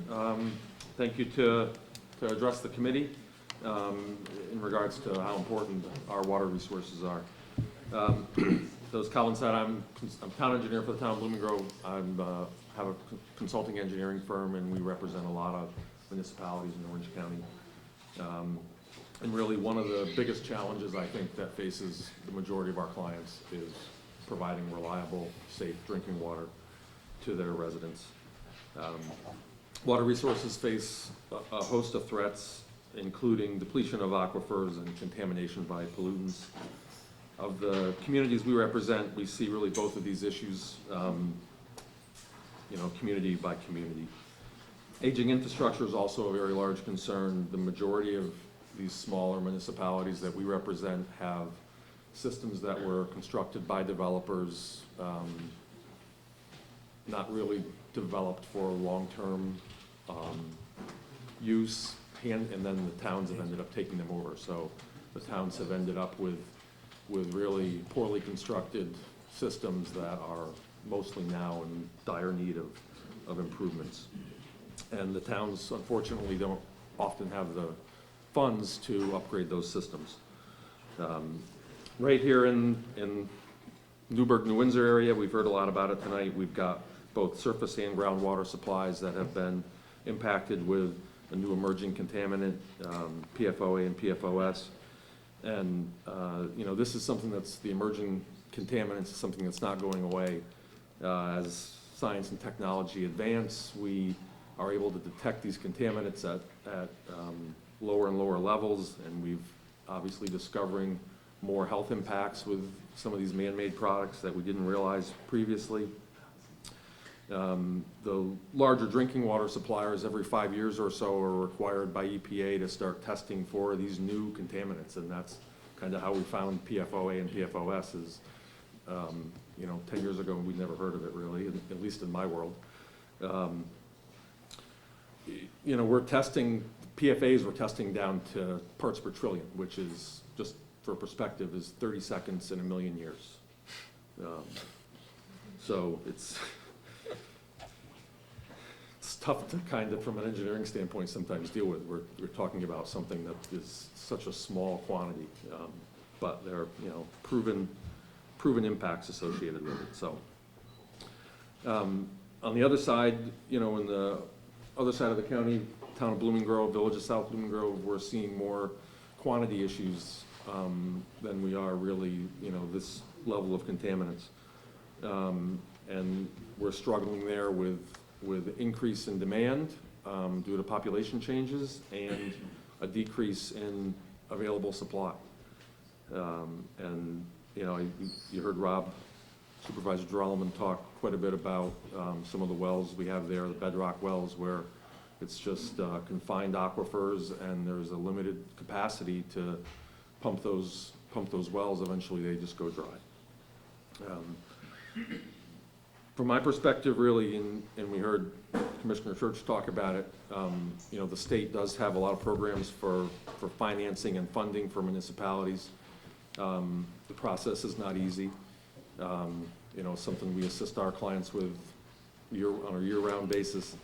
But it's a difficult process. It's cumbersome. It's timely. If you've got a project you're trying to do expeditiously, it does make it difficult if you're relying on financing from the state. I think Environmental Facilities Corp does, that's what they do. They've done it for a long time, but there are a lot of cumbersome parts to the grant process. It's encouraging to see all of the people here, from yourselves to the local leaders to members of the public, the consumers. And I think, the solutions here are not easy ones, but it's going to take a lot of understanding, I think, and cooperation with everybody to accomplish these goals. So, thank you. Well, thank you, Mike. I appreciate it. I know that we have worked, even just the last couple of months, on some significant grant application processes for numerous communities. And I think you've echoed what several others have stated, that the process is just so difficult many times. Unless you have a built-in system already in place, most likely in larger municipalities, the cost and just the time cost is so difficult many times. You're left with, sometimes the decision isn't even worth going after this possible opportunity just because of how much it's going to cost to try to get to that.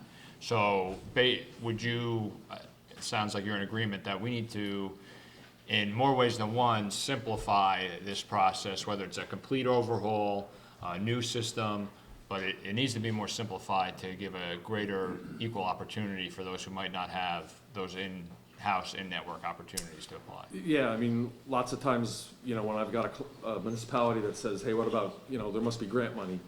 A lot of times my first disclosure is, well, we have to be careful because sometimes the grant process is not worth it. You know, I've had construction contractors tell me if they bid on a project that's financed through Environmental Facilities Corp., that their cost is going up by 10, 15, 20%. So on the clean water side, that's a 25% match, 75% local. It starts to become questionable whether it's worth even going after the grant. If, you know, drinking water side's a little different. Those are the WEA grants. It's 60% match. Sure. That's obviously a lot better opportunity for the community. But yeah, it's all the way around. The process is tough from the municipality side. And just one more thing for me, and I know this is an issue in numerous communities I represent, but these private systems or these community-based systems that come online, maybe it's 10 homes, maybe it's 50 homes, but it's usually a smaller amount of households. And then they get abandoned by the developer, something happens, it's dropped on the town, and next thing you know, you got that limited number of households looking around with no water, with an issue, and now you have a town that otherwise was not expecting, or a municipality that was otherwise not expecting to have this issue that now has it. And we see in various communities, there's still proposals, potential that new communities will be developed that have these systems in place, which is mind-boggling to me, being that we have a significant track record of seeing that these only cause more problems in sometimes even the near term, but specifically long term. I mean, do you think we need to come up with some additional, or do you represent communities that are now just saying, hey, listen, this is out of the question, you can't do this? Yeah, I mean, I would say most of the municipalities we represent have learned their lesson with the private water and sewer systems. You know, the town of Blooming Grove has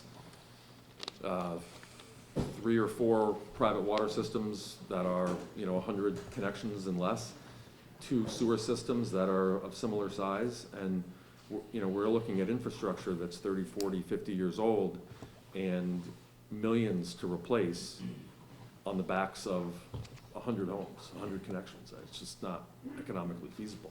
And then you've got, some of these have both water and sewer, both the same age. It becomes very difficult when you're very, you know, when you're very regionalized and you're supplying these services to such a small group. Mike? Yes, just a question. I was wondering if you can comment about the supervisor and our discussion before. Do you have any further just questions or comments on that? About the dialogue? pervious paving and, Yes, anything? it's that's a tough one because it requires so much maintenance to be effective and to be for long-term effectiveness. Yeah.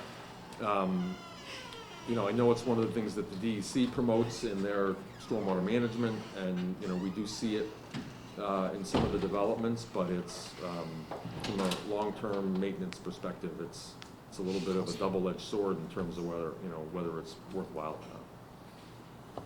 Okay. With your expertise, what recommendation would you be, we've spoken to municipalities about the percentages with the amount that's actually a loan versus a grant to localities. What percentage would you say should be for a state loan to a municipality rather than say grant versus a loan? Some of them have been 65, 60, but do you think something in the 90s is really the need nowadays? Well, yeah, it depends on the community. There's Right. You know, the town of Blooming Grove has a couple areas, that water and sewer districts that really, their rates are already at the breaking point and they've got systems that need complete replacement, they cannot afford to borrow the money to replace it. So on the higher scale of grant, you know, for those communities, I think, you know, maybe there's a way that the median income can be looked at to determine how those grants are distributed. And I think the old program used to kind of do that, the old DWSRF and CWSRF. Yeah. And it still does to some degree. There's hardship financing, but for those, you know, those communities that meet hardship, that they're at such a low level. The hardship There's kind of is- nothing in the middle for that, you know. In what sense then were you saying about median income being evaluated? How so? So on the DWSRF and CWSRF program, if you meet the certain MHI requirements, you can qualify for hardship financing, which increases your opportunities for grants, and I think maybe gives you 0% interest loans and maybe Right. longer terms. But you've got to really be low income to meet those, so it's mostly urban areas. A lot of these more rural areas where we've got commuters into the city, you know, they're middle class, they're not low income, they're not urban kind of low income areas, so they rarely meet the requirements for the hardship financing. So you're saying simply just raise more of what hardship standard would be? Mm-hmm. Okay. Yeah. Yeah, first, I want to share my appreciation to you as a town engineer, because I served on the planning board in Putnam Valley for many years, where we have tons of wetlands and had a lot of productive meetings, but we're always very reliant on the town engineer. So thank you for what you do.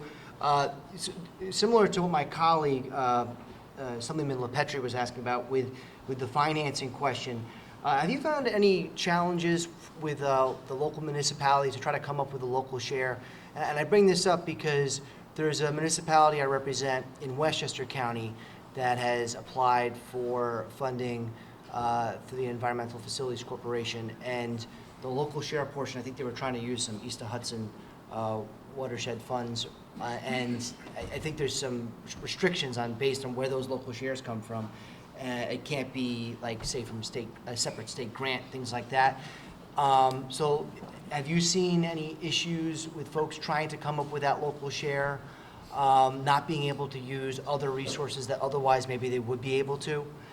I think in the last couple of years, they may have changed that. Now, when you apply for one of the WIA grants now, you've got to provide evidence of basically financing so that you can support the whole project with or without the grant. So you've got to have bond resolution done, secret's got to be done.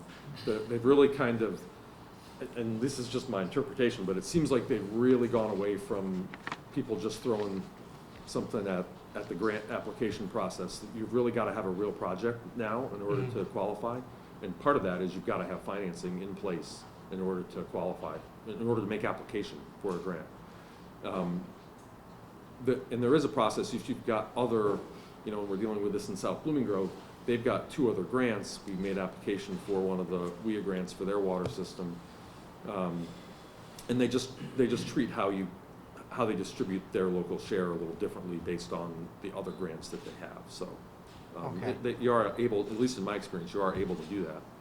And with, again, what you're kind of dovetailing the conversation that we were just having before, that threshold for hardship. So that's something I've heard about too. I have other municipalities that I represent in Putnam County that are trying to access dollars for not just the distribution of a water district, but also really significant capital improvements, and concerns continue to be raised about, we're not probably going to be able to have access to these funds because they're going to say that even though I consider it a middle-class town of Carmel, that, you know, we're not a priority town because they'll say we have too much money. Is that kind of match Yeah, what you're that's- saying? Because, you know, I'm not trying to pit any community against one, but, you know, on my side of the river, Carmel isn't exactly Chappaqua, so it's a little bit different. So, okay, I just want to make sure, because that Yeah, matches the feedback I definitely impacts get. the hardship financing. I'm not, you Yeah. know, the grant selection for the WIA grants is, I'm not sure how that's even done. But, you know, in the old DWSRF, CWSRF program, you scored points. And which was also, in my mind, a little bit backwards. Like the worse the worse of a steward of your system you were, the more points you got. So if your system was in complete failure and you didn't do any maintenance on your system, you got a lot of points. If you took care of your system and had it in good working order, but wanted some funding, you got no points and you didn't qualify. So,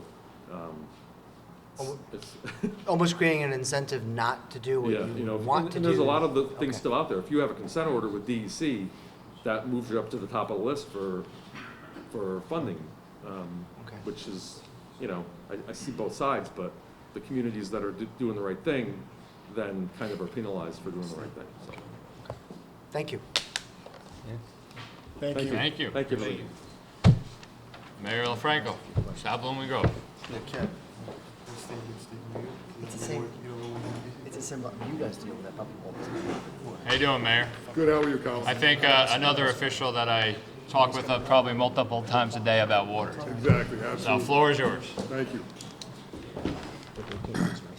I would first like to thank Assemblyman Schmidt, Burns, Steck, and LaPetrie for giving us the opportunity to be a part of the New York State Assembly Water Quality Task Force Forum. My name is James LaFranco, and I'm the mayor of the village of South Blooming Grove and have been a resident of the village since 1997.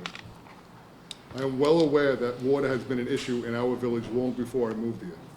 In 2013, a new well was brought online near Orange and Rockland Utilities on Route 208. The well was a huge producer and was going to end all of our water woes. The village quickly realized that the water from this well had a very high concentration of iron and manganese, and that well was brought offline and a filtration system was added.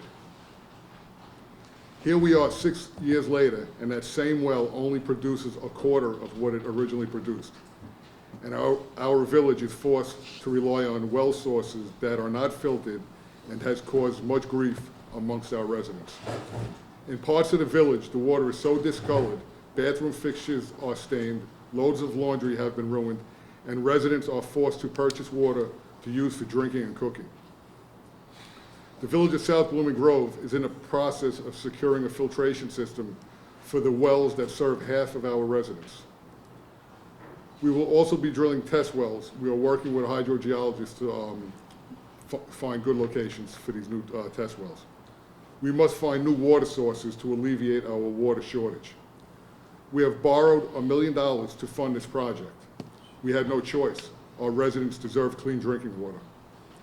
Although we have secured some state funding, we are hopeful that we will receive further grants to offset this borrowing. And we implore our state and federal representatives to advocate for us so that this debt is not passed on to our taxpayers. I wholeheartedly realize that our village's water issue is just a small part of a universal problem. Without immediate action, our water problems will be compounded just as they have been over the past years. I would much rather be remembered for being a part of the solution to this crisis than as part of the governmental administration that has passed the buck to a future generation. Thank you, Mayor, and thank you for your continued partnership as we assist in every way possible with your local government going through the process, especially the grant process. As was mentioned many times, we know it's not an easy process, but particularly in your circumstances is quite critically needed. Absolutely. And we're there as a partner with you, as you know, 24/7 until we're able to come to a final sustainable solution that is good for all residents. The changing demographics of your village have contributed to an increase in usage. If Absolutely, 100%. Has that impacted the frequency of your water issues? Yeah, absolutely. We have the water issues more frequently now. We are definitely up a drastic amount because of the demographics that have changed. We went from households of 4 to 5, we're up to households of 9, 10 people in one house. So the water, the demand for water has increased drastically. So you had the pre-existing issues, iron, manganese, and now coupled with it, increased demand, increased pressure on the wells. Absolutely. And it's compounding worse and worse. Compounding, that's why we need to find other resources, because like Supervisor Geralman said, we don't take care of this now, someday when you're gonna turn on your faucet and maybe nothing will come out. And then we're gonna have big problems. Thanks, Mayor. Thank you. Mayor, thank you. Stephen DiMartino, resident, South Plymouth Grove.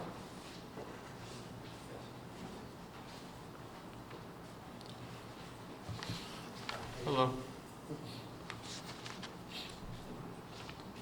Hello. Hello. Yes, Floor is yours. I moved in about 2 years ago, and the town's a nice town. And I noticed after a while the water was brown. And, you know, you couldn't even flush it. When you flush a toilet, you could see the brown in the toilet and the drinking water. You couldn't really drink it.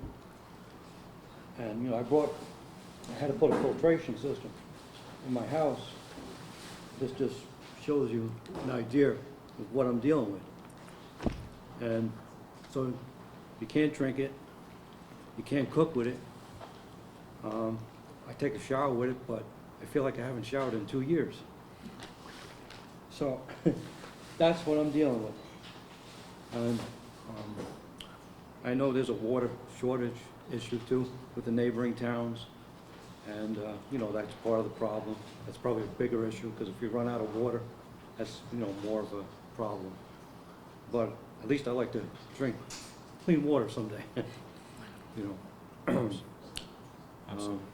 I don't know what else I can add to it, except what I showed you. Hopefully it'll get resolved. I don't want to move. I like the town. You know, I came from Mountain Lodge. They had water issues, but their water issues were, you would be out of water for a week, and then it would come back on. But I can deal with that, because the water was clean. You can drink it, you can shower with it, and it was fine. No filtration needed. But this is kind of hard to deal with. And I guess that's all I got to say. Well, Stephen, thank you so much for coming in and for the visual that you presented. I know that I've seen from many of your neighbors in person, the photos that are emailed, Facebooked, or visiting homes and seeing it for myself. And we're going to continue working with the mayor and your local leadership, everything that I can do at the statewide level to move the grant process along, to hurry along DEC, DOH in their approvals and their oversight capacities. And the goal is, now I know this, my colleagues have seen what my constituents are dealing with, so that now when I bring this up on the floor, when I bring this up in committee, when I bring this up in the meetings, I've got 3 additional colleagues who are going to be able to say they've seen in person what South Blooming Grove's dealing with, and that's going to help amplify our efforts. I mean, I gotta change the filters at least 2, 3 times a month, otherwise they clog and the water drips out.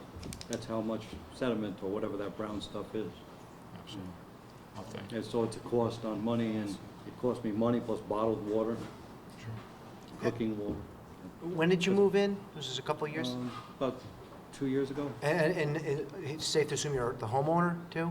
No, I rent. Rent? Okay, well, I was gonna say, I can only assume that it's had a significant effect on the home value too. Just, and is this something that obviously I have to presume too that some of your neighbors are dealing with as well? I hear a lot of people complain, their clothes gets ruined, like the mayor said, the clothes gets ruined. The toilets get stained, showers get stained. Wow, well, I can see that there's obviously an effect that goes just beyond what you're dealing with right now, because clean water is so important for so many different reasons. So, thank you. You're welcome. Thank you. Thank you. Thank you, Stephen. Thank you very much. Village of Washingtonville, Mayor Bucko.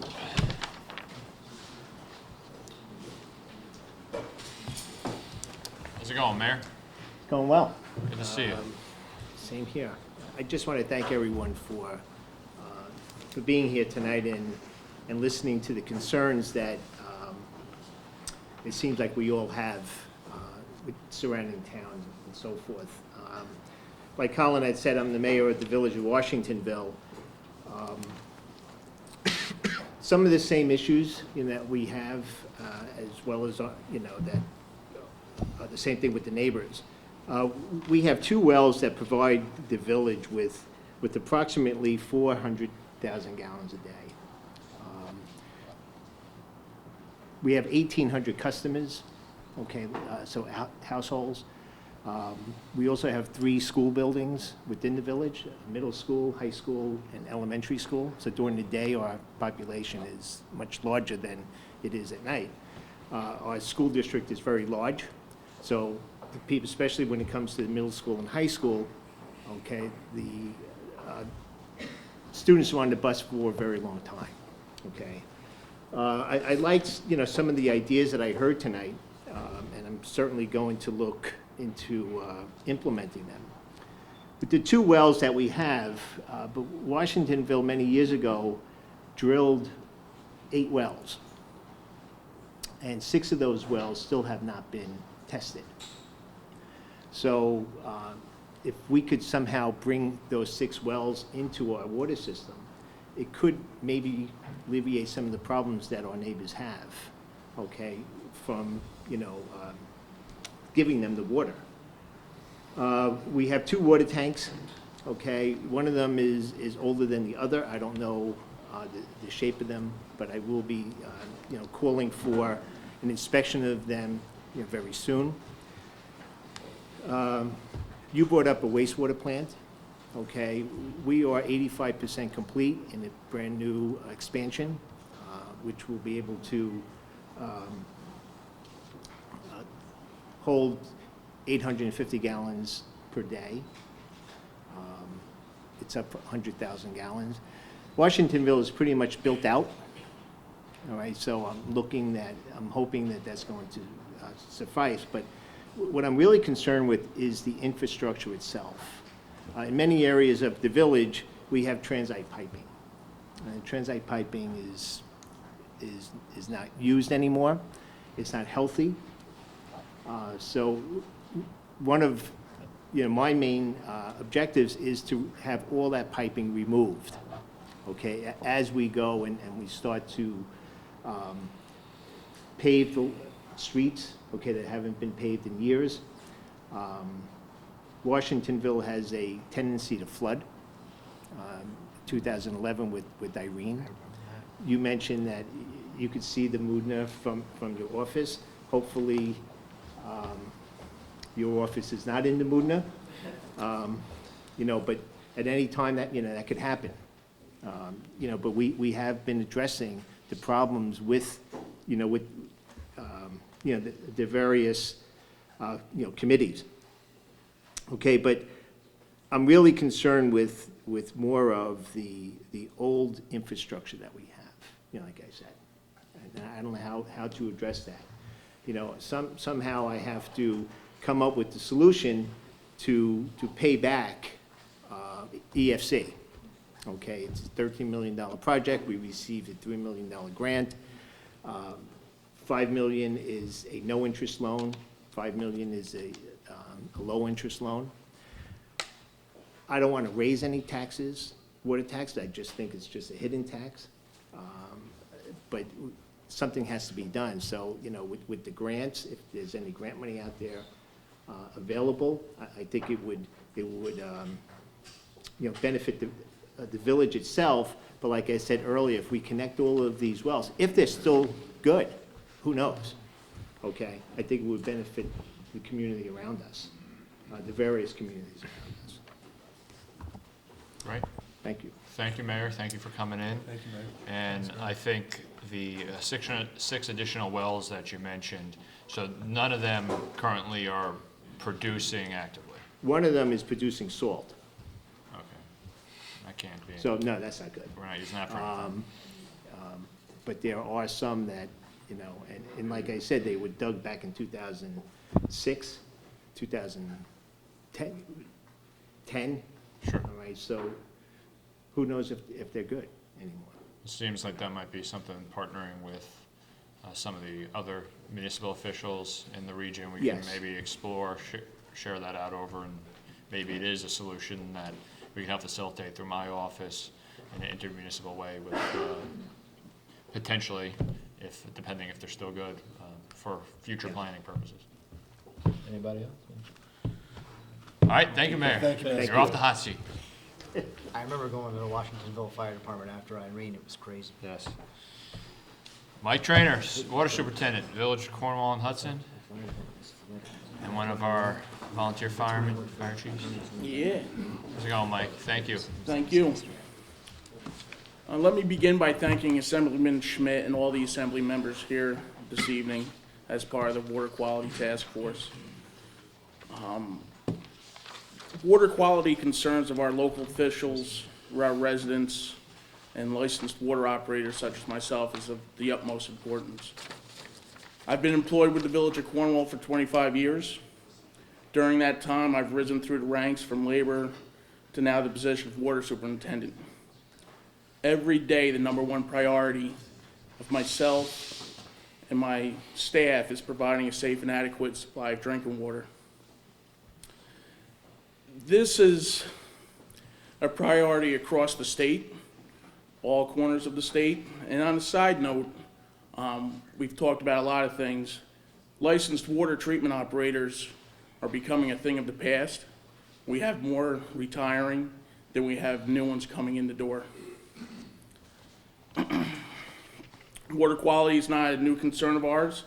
It's always been a concern of our industry. However, recently, with the upsurge in concern from our residents and local officials due to the emergence of contaminants such as 1,4-dioxane located on Long Island, or the PFAS in our backyard in the city of Newburgh, these contaminants have come to the forefront. These contaminants not only affect large and small communities, but both wealthy and poor communities. They don't discriminate.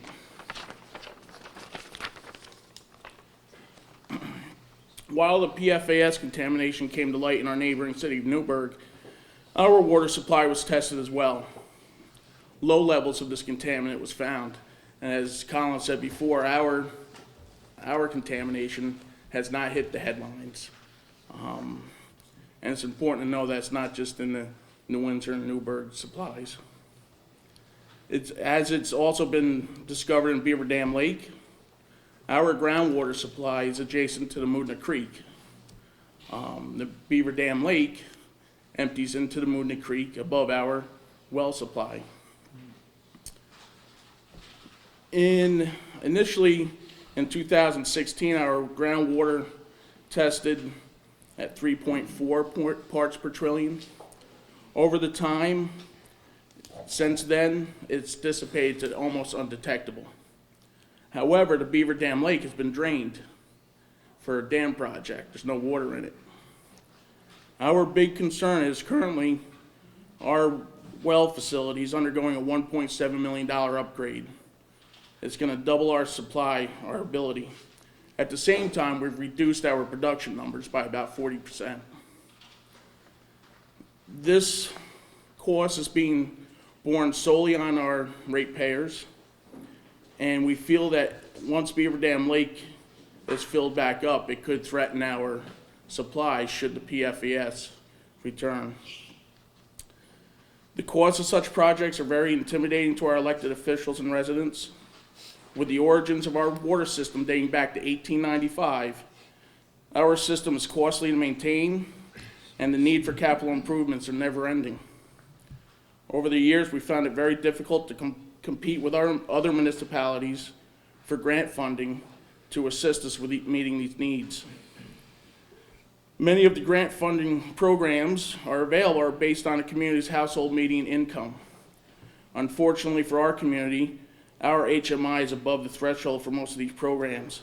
Because of this, our residents are faced with increasing water rates to fund capital improvements, such as the well program, as well as the already overwhelming tax burden. For example, we have a small section of our system that supplies 8 homes. This was a developer-installed water line back in 1956. It was a 2-inch water line. It's been very problematic over the past few years. This year alone, it's cost $38,000 to repair, and this cost is being borne solely by those 8 residents. The village and town of Cornwall are trying to assist these property owners, but the estimated cost to repair and replace this is $650,000. It's quite substantial for a small section of our town to afford. In closing, I sincerely appreciate the efforts of this committee and all its members on behalf of the residents to ensure a safe and adequate water supply that all of our residents have come to expect and deserve. As I stated earlier, there is nothing new to me as a licensed operator or my colleagues throughout the water industry. It is exactly what we strive to do on a daily basis throughout our career. We just need the funding and the tools necessary to make it happen. Well, Mike, first, thank you. Thank you for your partnership on some of the issues that you've discussed. We've been working on one-on-one through the office, and I look forward to that continuing. A couple quick questions. Obviously, PFAS, PFOA issue, which is for our district and for our region, a continuing crisis, and for our state and for our nation. I think that on a continual basis, we continue to find more areas that are experiencing contamination regardless of the source. Obviously, you mentioned the trouble that you're combating in Cornwall and the potential for further issues once the dam project in Beaver Dam Lake is completed. Do you, from career perspective, a career guy perspective, obviously we have the GAC filtration system that we have seen used, New Windsor, Newburgh, Hoosick Falls, other areas of the state. Are there any other systems, are there any other approaches that haven't been discussed here that we should be discussing, that DEC, DOH should be focusing on, either that are being used elsewhere or that are kind of on the horizon that we should be pushing along as a better alternative? I think all those processes are great, and we always talk about finding a process to remove it from our water. But what about flipping it a little bit and let's find the source of it? Let's eliminate the source. I've spoken with the DEC about the contamination at Beaver Dam Lake. The response I received was, well, that's not part of the problem from Stewart Airport. There's nothing we can do. That wasn't exactly the answer I was looking for. So let's find the source. You know, we eliminate the source, we eliminate the problem. Absolutely. No, I think that's spot on, and you're right, that is an unacceptable answer for you to be getting, and I know we're going to continue to work on that, and especially when we've heard Jay earlier with coming the two directions that the contamination is coming from Stewart. It certainly raises more questions than it answers when you kind of get a no answer like that.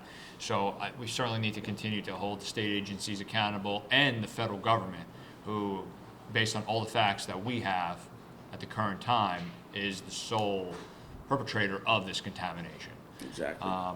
Just talking on the licensed water treatment operator issue, which certainly is becoming an issue for local municipalities as well on the wastewater treatment side.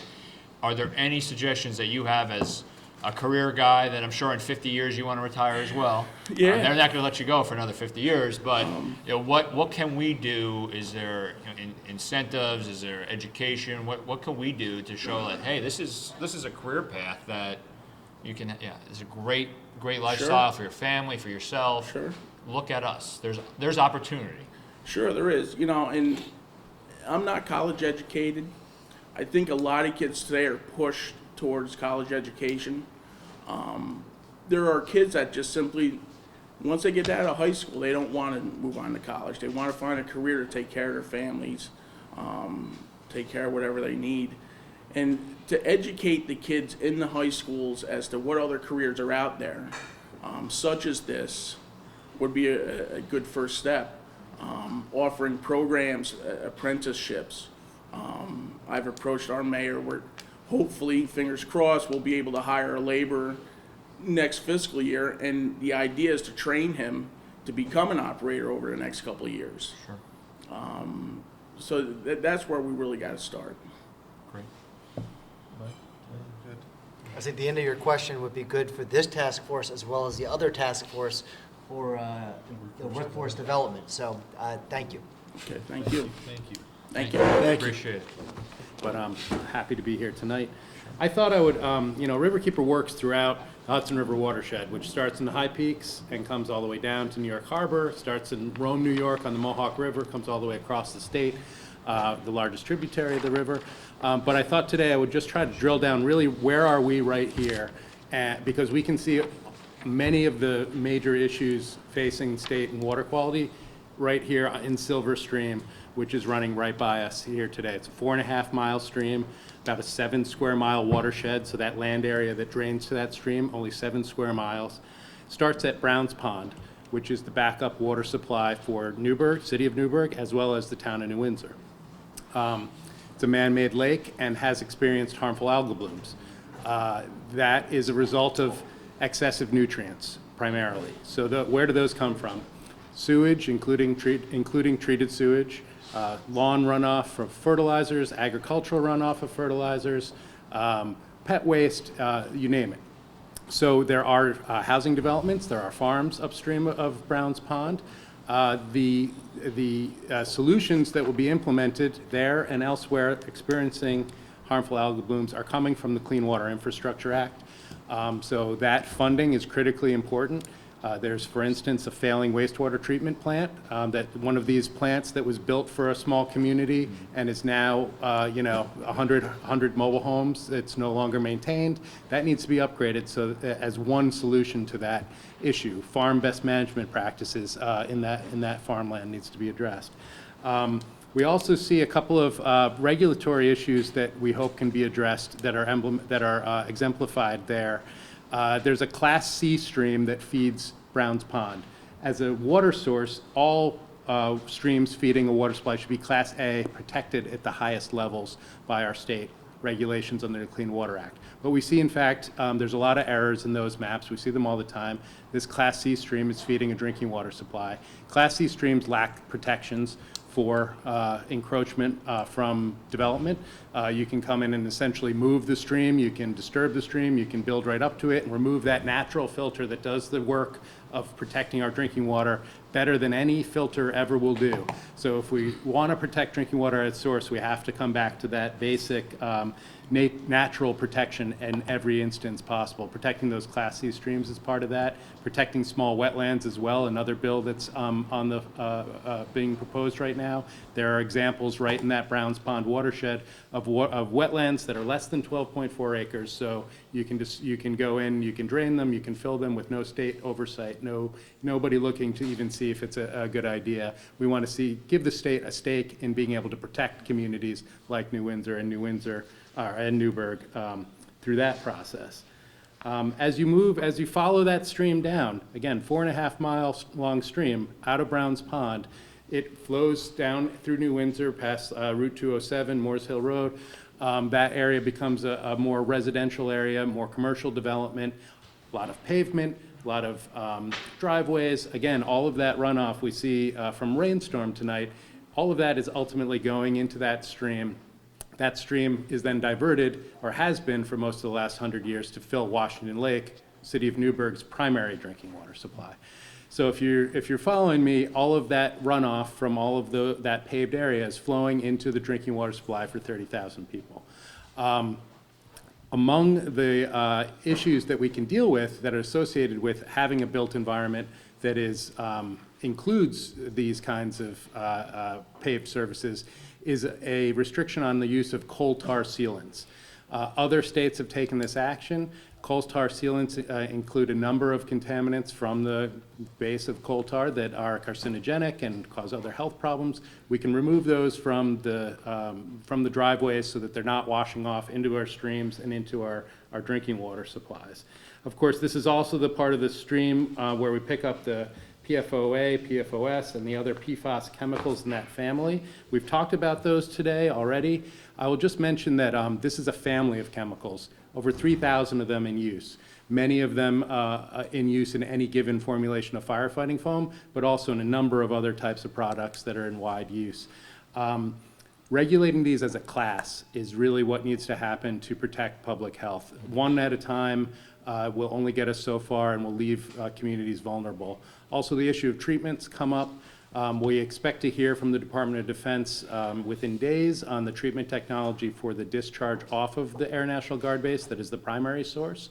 That will include, we hear, a two-stage filter, not only a carbon, but also something called a resin filter.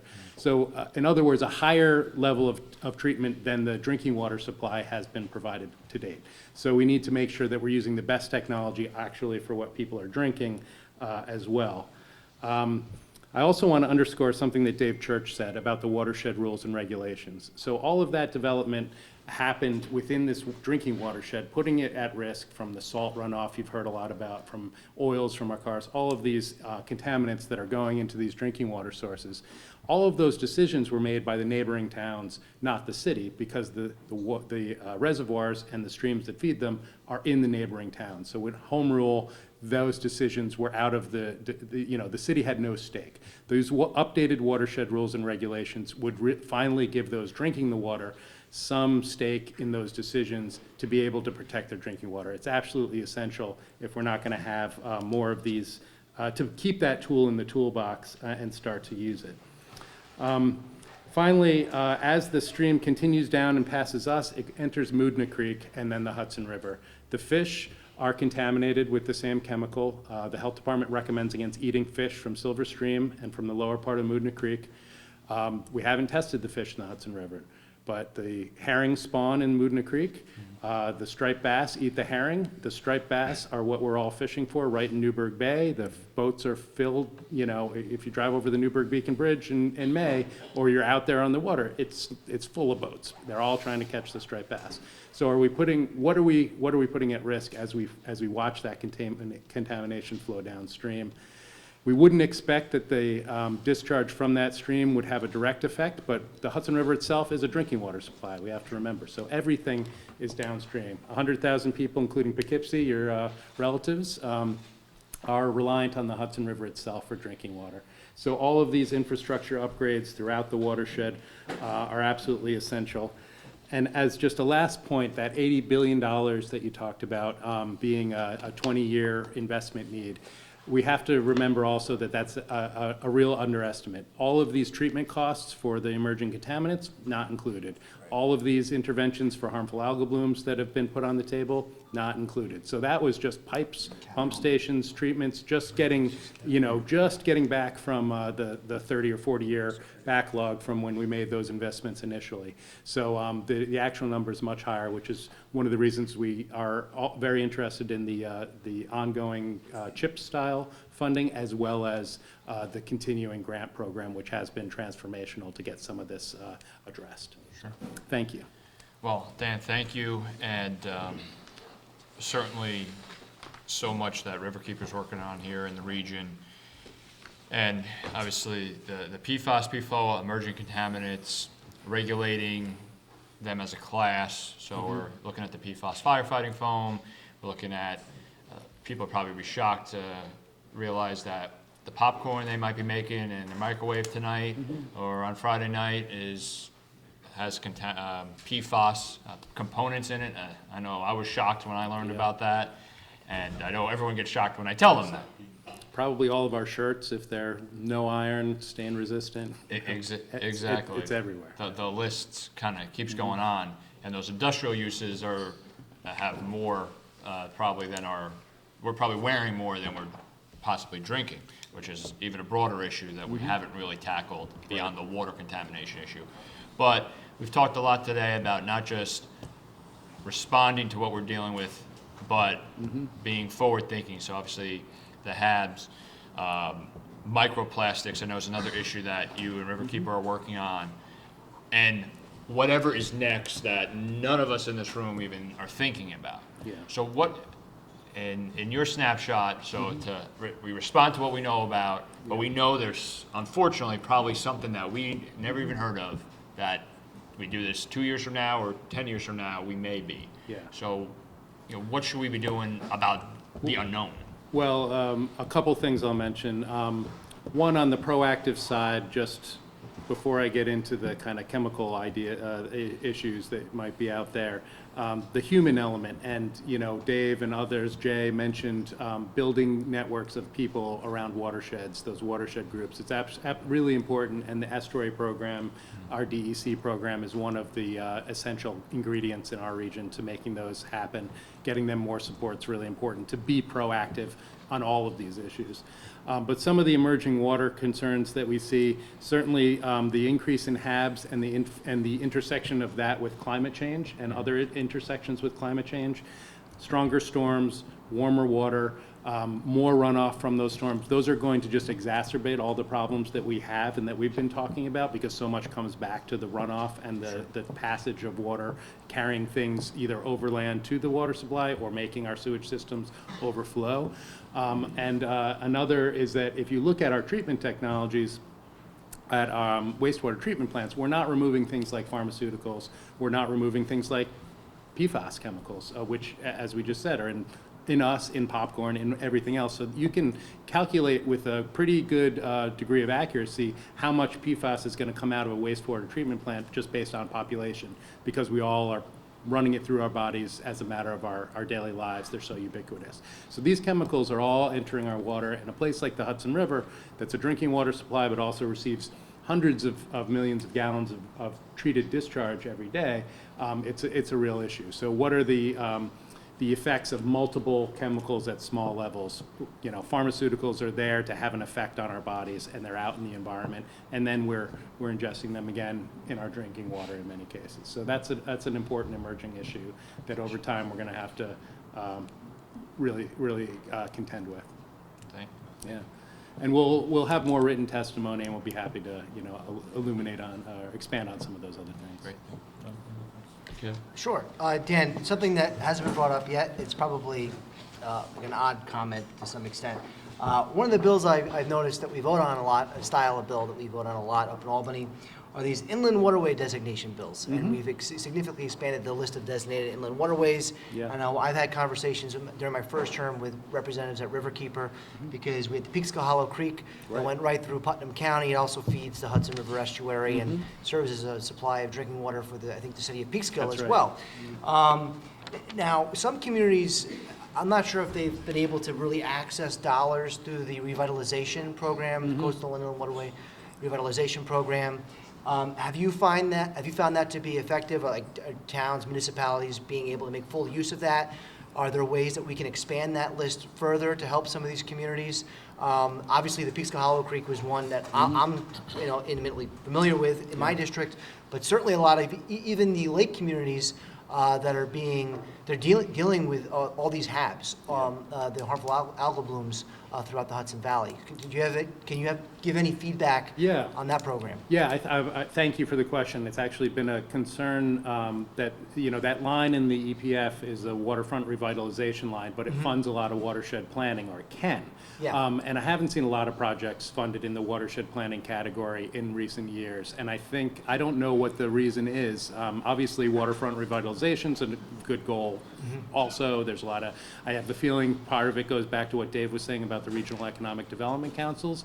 They're going to see two projects. One is, sort of more associated with developing a waterfront and obvious economic development that might go along with that. The other's on watershed planning, and one looks like, one looks a bit more valuable to them than another, so it gets the recommendation of the points. So one way that could be addressed is perhaps, splitting out that line so that there's some money, dedicated for watershed planning that is fundable for those inland designated waterways, would be one potential way to address that. Okay, thank you. Sure. Thank you. Great. Thank you. Thank you. Appreciate it. Scenic Hudson. Assemblyman Schmidt for bringing this hearing to the Hudson Valley. We commend the Assembly minority for convening this hearing to discuss the numerous water quality and water infrastructure hardships facing too many of our local communities. The role of the state in supporting the work of local governments to achieve clean water and to protect and restore damaged water resources is critical. The ongoing concerns for source water protection and terrible events such as the contamination of PFAS in Newburgh's Lake Washington, and also the ongoing contamination of the Hudson River unremediated PCBs is of major concerns. This is a dreadful reminder that when rivers and lakes are polluted with industrial waste, ordinary citizens such as you and myself, our families and our children suffer the most, both in health and economic well-being. Yet, there is hope. Through its Clean Water Infrastructure Act, New York recognizes that conserving open space and buffering drinking water supplies offer some of the most cost-effective means of protecting water quality. In that, I will share with you some of the work that Scenic Hudson has been doing in addressing water quality issues. We have been addressing water quality issues by educating municipalities on best practices for grant management through a series of informational forums highlighting source water protection and the significance of water infrastructure. In our first Clean Water Forum last October, we convened more than 20 municipalities. Attendees there expressed their municipalities' needs and concerns to the Environmental Facilities Corporation, President Sabrina T., who shared with them successful strategies for applying for local and state grants. In our second forum, different municipalities were convened to raise visibility on clean water issues and other components of the state budget. Once again, we had created a space where stakeholders could learn and share their challenges and successes. Through these forums, we expanded municipal understanding of best practices for grant management. Through these events, we also learned that municipalities need more funding, greater transparency, and technical advisement on applications and technologies. We recommend that the legislature advocate for these reforms through upcoming state budget negotiations. In regards to source water protection, the farmland protection efforts in the region have been ramped up by our Hudson Valley, New York City Food Shed Conservation Plan, where our partners in this initiative, whose goal is to protect enough farmland to meet rising demands for fresh and local food. Our partners include the USDA's Natural Resource Conservation Service, local land trusts, municipalities in New York State. Conserved and well-managed landscapes are the foundation of healthy and productive hydrological systems. Determining the agricultural and forest lands that offer strategic value to water quality goals is critical to developing a comprehensive approach to maintaining safe drinking water and protecting habitat. These lands provide ecosystem services to our communities in the form of water filtration, source water protection, species diversity, and other benefits associated with open space, such as tourism, revenue, working farmland, recreation, and protection of scenery. In regards to PCBs, it's been over 40 years. The ability of the river to provide clean drinking water, safe food, economic revitalization to hundreds of New York communities has been replaced with costly drinking water alternatives. We applaud the bipartisan group of the legislators for their enduring championship of a clean Hudson River free of its PCB legacy. For nearly 3 generations, this pollution has damaged public health and limited the ability of waterfront communities to capture the environmental and economic benefits of healthy river can provide. Unfortunately, the US EPA has given GE the certificate of completion for its PCB cleanup, despite the fact that high volumes of PCB-contaminated sediment remain throughout the entire Hudson River. We note that there is still an outstanding future financial settlement under CERCLA for the 197 Long Superfund site, where costs of additional actions could be recovered. In regards to additional resources needed to address water infrastructure needs, the combination of grants and loans to address the state's water quality crisis has been essential. Funding is critical. Funding for sewer and water issues through Water Quality Improvement Program and the Environmental Protection Fund addresses documented water quality impairments. The 2019 proposed budget contained $18.25 million appropriation for the program, which is benefiting many Hudson Valley communities. In Kingston, they had received $600,000 to separate portions of their public wastewater collection system, and also the city of Middletown had received $3 million.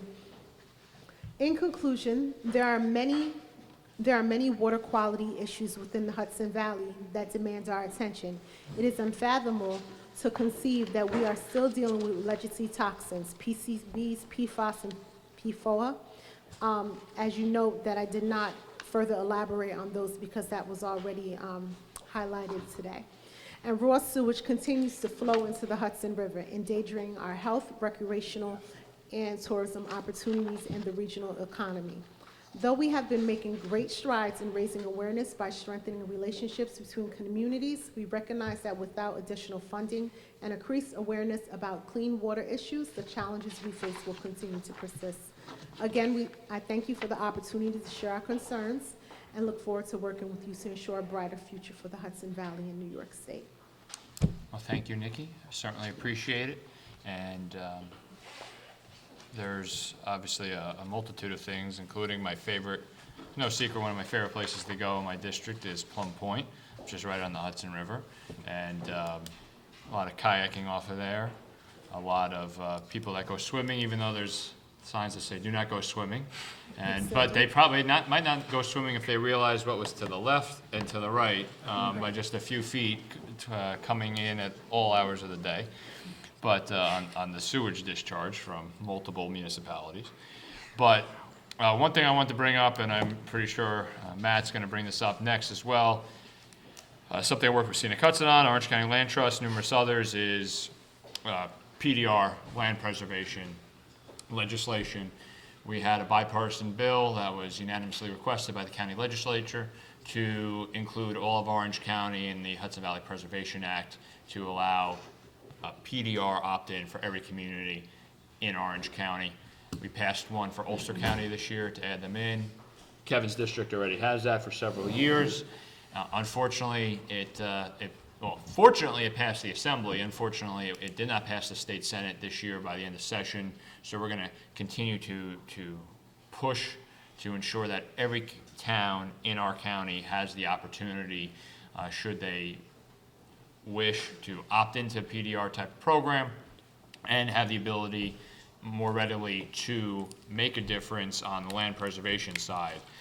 So I guess more of just a comment is I'm appreciative of working with Scenic Hudson and other partners on that, and hoping everyone here and we can continue that partnership, because I think on the issues that were discussed by numerous municipal officials, especially aquifer and source water protection, it's so critical to have that piece. Without it, I think it's a much more difficult task. So, Thank you. thank you. Nikki, I have a follow-up question about what you discussed, specifically with the effluent discharge into the Hudson. I was hoping you could expound on that and also provide any sort of recommendations to combating that issue.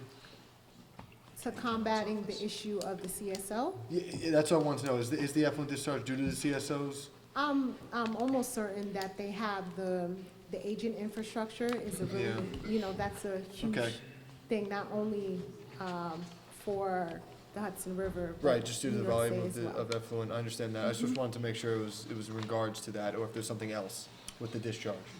I'm thinking it's because of the agent infrastructure. Okay, thank you. You're welcome. I just wanted to point out, I was reading your testimony and listening, and it just took me back, again, my first term, when we had concerns about the Hudson River and the EPA and General Electric, and I know a lot of us worked with folks from both sides of the aisle to try to push back against the EPA, and wrote to Scott Pruitt. Fortunately, didn't get a response, but I know the Attorney General's office is working on that as well. So I just wanted to thank you for your testimony and raising greater awareness to the needs. Thank you. Thanks for your testimony. Thank you Thank so you. much. Thank you. Have a good Matt, Orange County Land Trust. There he is. Thank you, everybody, for being here.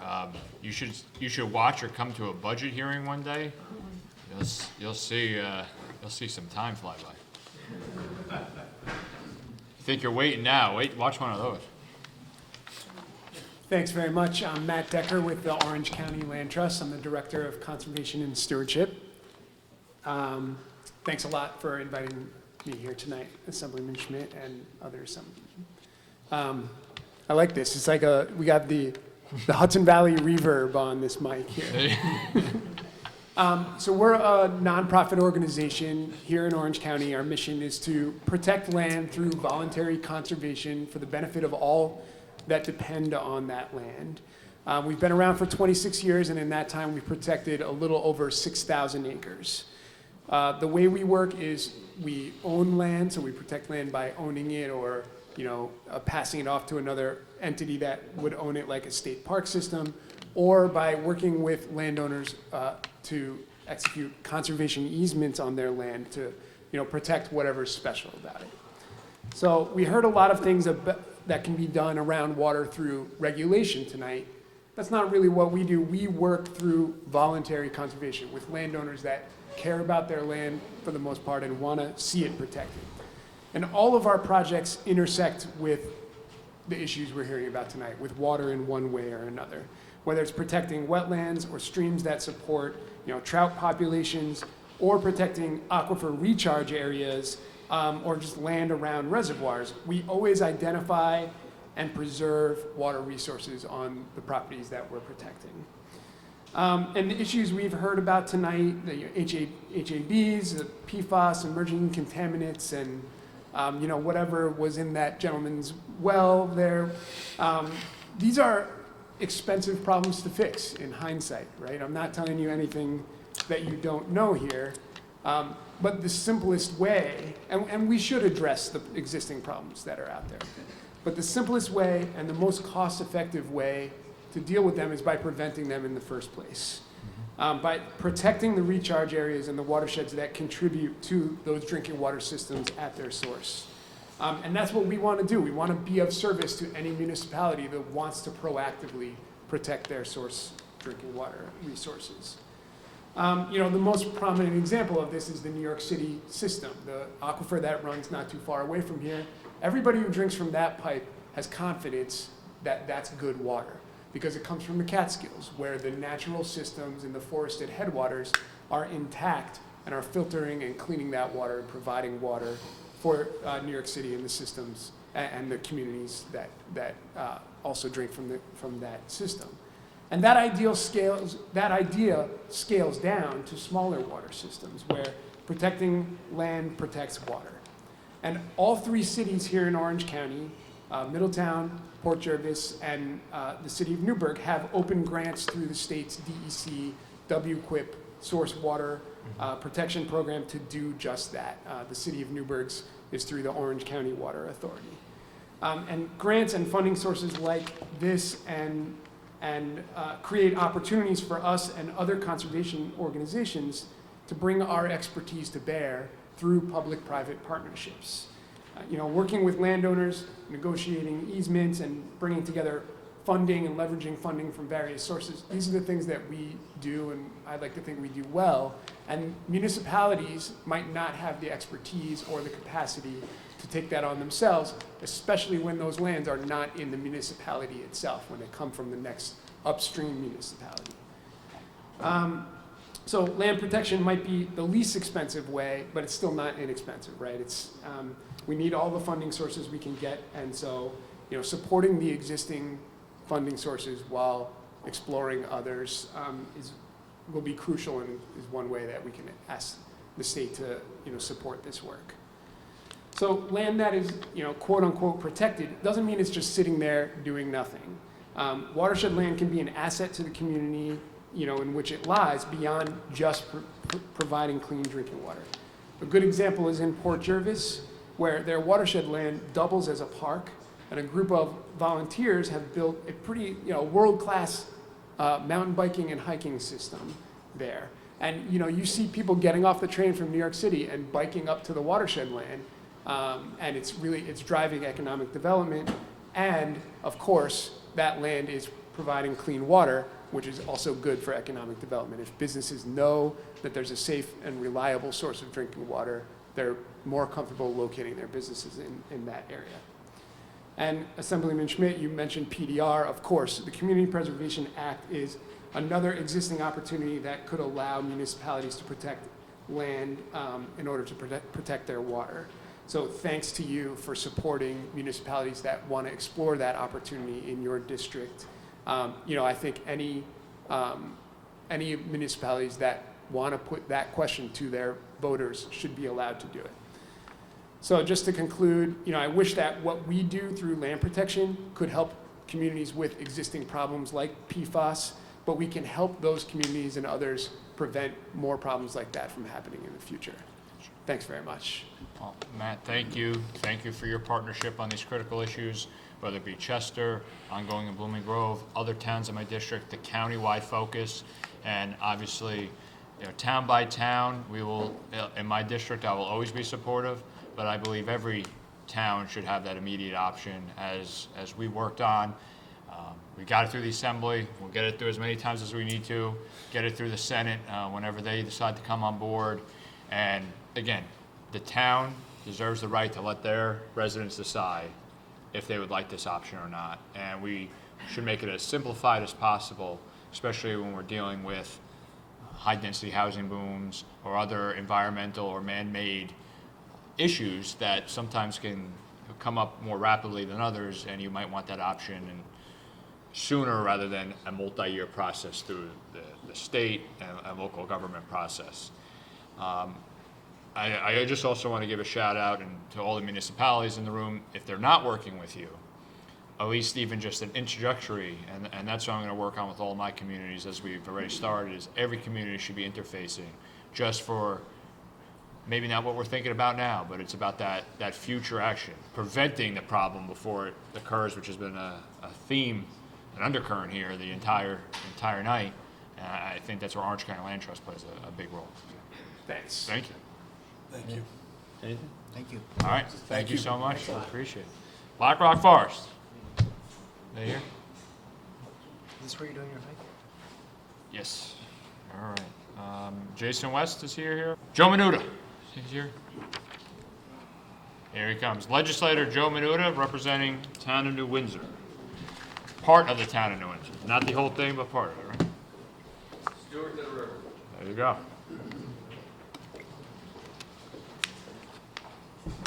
All right. Visual, like.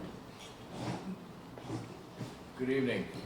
Good evening. Colin, Assemblyman, thank you for being here tonight. I think this is one of the most important things that we are going to face in our generation right now in this area. We have a prop over here. Where does water come from? Gigantic watershed. I am very happy to say that we have tons of water sources in this area. Tons. We have the Hudson River. When Henry Hudson was there, I bet he drank right out of it. Our biggest problem is that we contaminated all of them. Those before us, whether we knew it or not. PFOs are in everything, literally. Your mattress, anything that's anti-flammable, fireproof, protect people from fire and burning. Unfortunately, these chemicals have been released in so many different ways. And the only way we're going to get around this is to actually find the sources and clean them up.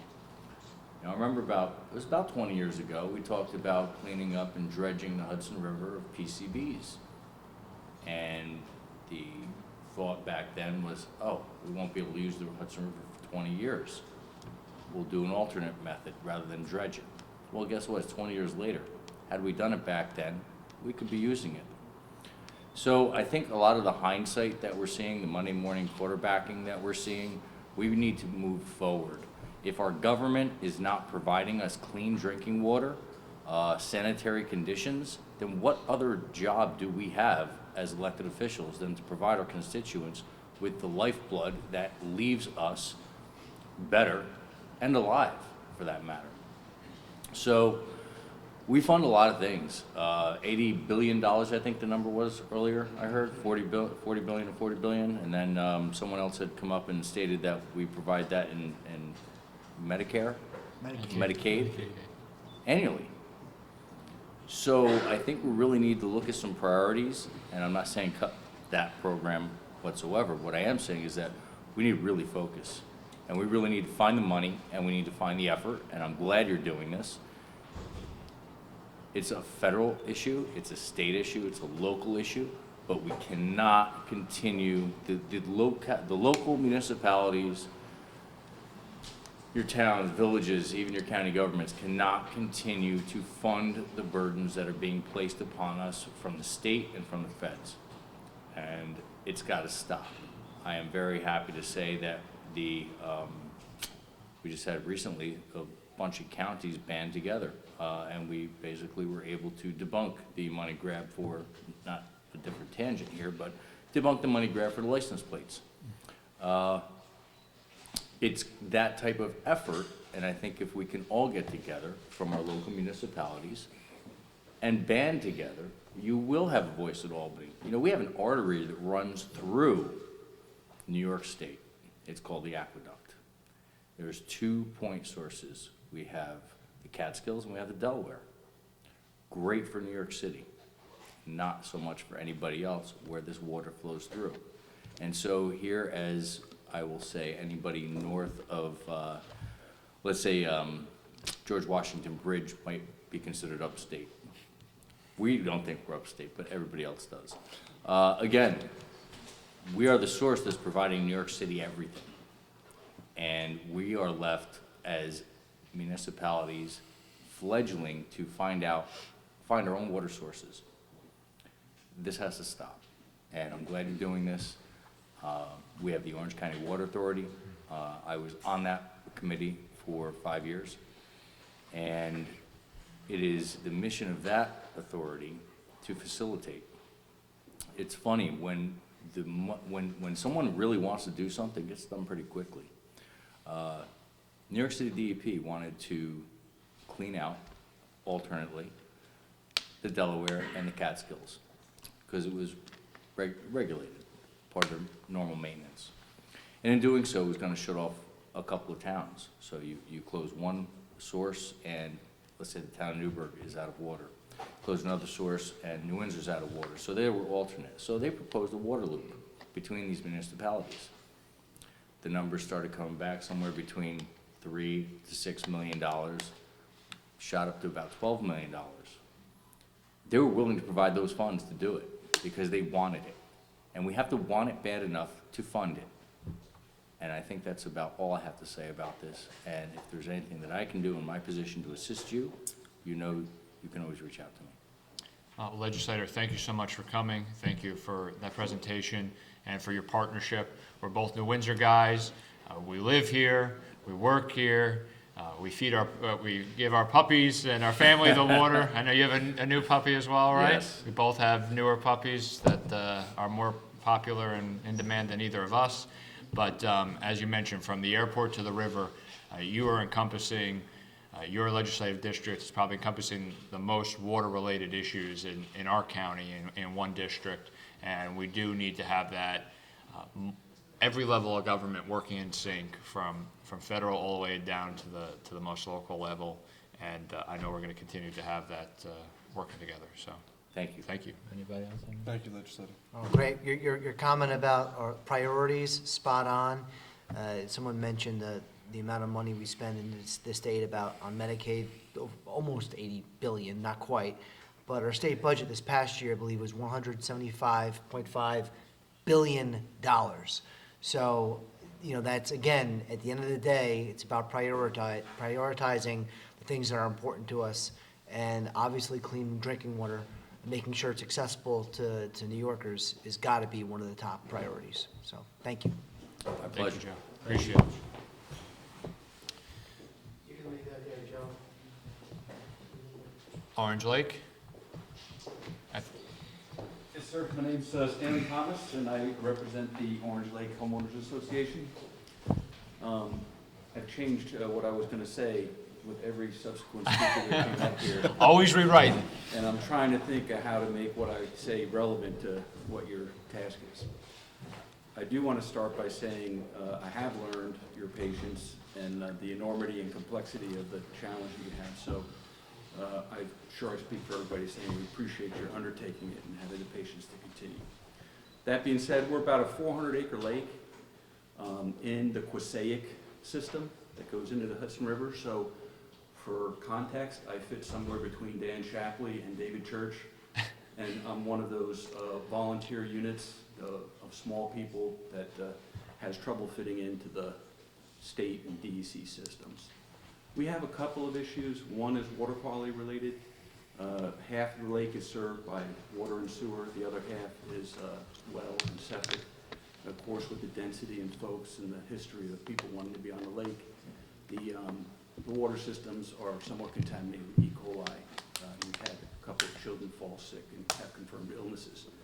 So to that end, we've been working and ran into David Church to try and get some of these grants, and he spends an inordinate amount of his time with us, and he's been very, very good. But I think we're part of the reason that he's asking for a little more flexibility in grants applications for some smaller communities, because we fit into that. The second aspect issue that we have is HABs, the harmful algal blooms. Literature says that about 0.030 milligrams per liter phosphorus is the line that you have to hit. And over the last 30 years of Citizen Statewide Lake Assessment Program testing, sponsored through DEC, is we're about 0.056, nearly double what the limit is for what they would consider where you need to be. So how do we get there?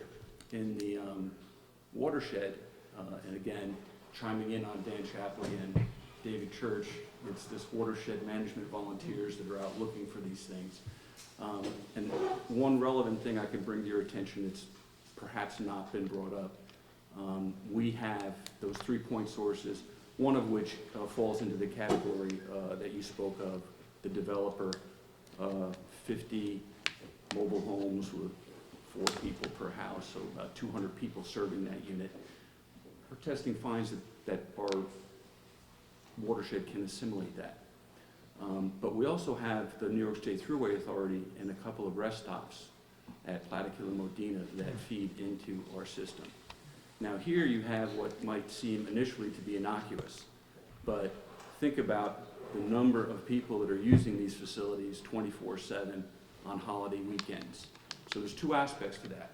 One is the pocket plant has 200 people, and however poor its facilities may be, old or extended aeration and not working well, you can assimilate it. But when you have tens of thousands of people using a plant, and not only that number, but the problem that they have, having run a few sewer plants myself, is that they don't know when it's coming. So their load on a holiday weekend is high, and during the week it's low. So it's very difficult to run a plant under those conditions. So what can be coming out in the effluent can be a challenge for them. So there may be some application for people that are affected by a plant that's not a huge plant that you're used to feeding into the Hudson, or a pocket plant with a developer. I submit there's this third type of these rest areas along the major highways that can disproportionately affect the watershed and the system that they're in. Our watershed is 6,600 acres, and our lake is 400 acres. 2 of these plants, one is diverted from a Class A drinking water into our watershed. It's not even in our watershed, but it is now. So 2 of these plants are dumping into our 7,000 acre watershed and our 400 acre plant with these tens of thousands of transients. This creates the 0.056 or the high eutrophic condition that causes these algal plumes. So I guess in closing, I want to support what David Church was saying as far as allowing him some more flexibility to distribute grants to folks for study and analysis in a more flexible fashion, and perhaps where we don't have the resources to go out and compete with the larger towns and municipalities. And then secondarily, I support you on promulgating regulations that are going to look at nitrogen, phosphorus, nutrients, some kind of tertiary treatment, it would also probably benefit the PFAS and all these other things that we're talking about. But if we're looking forward, it may not be a problem today as much as some of the PFAS bomb, but you're going to have to be looking at tertiary treatments, somewhat similar to what's been done on the Chesapeake Bay. They're probably 15, 20 years ahead of where you're at right now as far as the Hudson River system, but it's going to have to happen. So that affects us in a small way, but in a larger way, we're one of thousands of lakes in the Hudson region that have the same issues. Sure. Stanley, thank you. If I remember correctly, you're a West Point guy? I am. So we got a Navy guy at the end here, and he lost a bet to me on the Army-Navy game last year, and I'm feeling pretty good about. I'm feeling really good, even though we haven't had as good of a season this year. Say we're on the right side of But 500. we'll have to see what the wager's going to be. But I just want to commend you and all the residents of Orange Lake. I know we have several who are represented here in the audience, and Mike Esposito and I originally got connected probably a couple of months ago now. And I've been happy to work with Mike and the rest of the community, and will continue to do so any way possible on the advocacy side. I think that the research that you've done, Stanley, in the community, and you know, what I've seen from your presentation, which it seems like just yesterday, but I think it was several weeks ago now, if not a month or so ago we now. do have the data to support it. Was, I mean, exceptional. You don't really see that all too often. So I want to commend you on that. I'm going to continue to be a partner, and we're going to use Orange Lake as an example, not only for our final report, but going forward. And I know that Kevin has, you know, similar lake-type communities, similar size, similar issues he's dealing with. So if we all band together in a regional type of way like we are here, it will not only help you, but help the collective concerns of all the lake community. I'd also like to chime in on what David Church said. I found a lot of support from people like him, the Quasaic group, and river keepers like Dan Shapley. They're sort of on the volunteer / nonprofit end, or however you want to speak of it. But it is very difficult to find out how we cleave into finding the appropriate person at DEC or whoever is the responsible one, Sure. as David Church said. It can be difficult for us small people to figure out where to go next. Sure. The Thruway Authority's not real happy with us. I bet. Well, that's why we're here for you. You guys have any? Thank you. Thank you. I appreciate it. Thank you. I don't think I see her, but legislator Kathy Sganga, is she here? No. Is Councilman Vin Venezia from Chester still here? No. All right. Representative from Preserve Blooming Grove? Yes, no? No? All right. Marcel from the Newburgh Conservation Advisory Council? How's it going? Thanks for hearing me. No problem. Floor's yours. Yeah. I am a City of Newburgh resident, and I'm a founding member of the Newburgh Clean Water Project. And I really became aware of the problem in 2006 when we realized, well, when the EPA lowered the threshold for the maximum contamination level for PFAS. Overnight, it became an issue.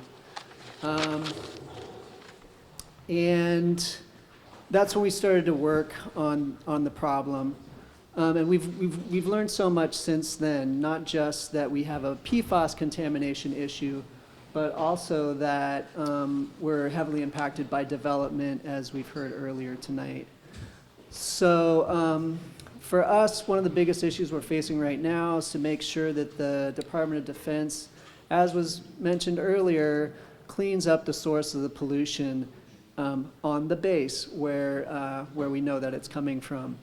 So that is primary, and that could include pumping and treating the water. We don't know what's going to take, but we want it to be cleaned up. So that's number one. And number two, we understand that the Drinking Water Quality Board or Authority or some of the state drinking water quality, they have the task to set the, and this is also the Department of Defense, Department of Health is also going to be a part of this, but setting the maximum contamination levels for just 2 chemicals in PFAS, the entire PFAS community of chemicals. They're only talking about 2, and they're only talking about putting it at 10 to 20 parts per trillion, 20 parts for the 2 combined. That's way too low because we understand that the science tells us it's at 1 or 2 parts per trillion, which is almost non-detect.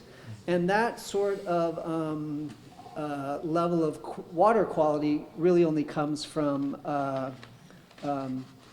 ion exchange resins, that filtration technology, which can't be implemented at the community level or at the municipal level. So we want to see that, and that's true for every single community in the state. It's not just Newburgh that's affected. There are many other communities that are dealing with this chemical, the entire class of chemicals. So that's the second big one. And then the third one is, let's say I'm going to use an example. If there's a neighbor down the street that is playing their music too loud and I can't, go to sleep, I can walk up to them and say, hey guys, could you please turn this down? If they don't turn it down, they don't respect me, that's fine. I can call the police and the police can come. Now, if I have a community that's my neighbor and they're going to build a parking lot or a whatever it is that's some like a new road across my drinking water, I have no recourse, not at the state, not the DEC, not the DOH. Nobody is gonna be able to walk. I can't walk up to anybody's office and say, there's a problem and you're the guys that are gonna, you're the boys in blue. That doesn't exist at the state level. And this might just be, maintaining watershed rules and regulations, in any municipality or in any watershed is good, but is that gonna be protective at the state level? I would hope it would, but if it isn't, we need to make sure that you're not gonna, a neighboring municipality is not gonna pollute the downstream guy. So that is another big issue, is we really need to be able to be good neighbors and expect from those around us that they'll respect my quality of life as much as they would expect from me. That's all I have, you guys. Well, thank you. Thank you for coming. Thank you for sharing. And I think that you hit on a number of points, recreation pond remediation, the MCL levels, the overall regulation of the entire class.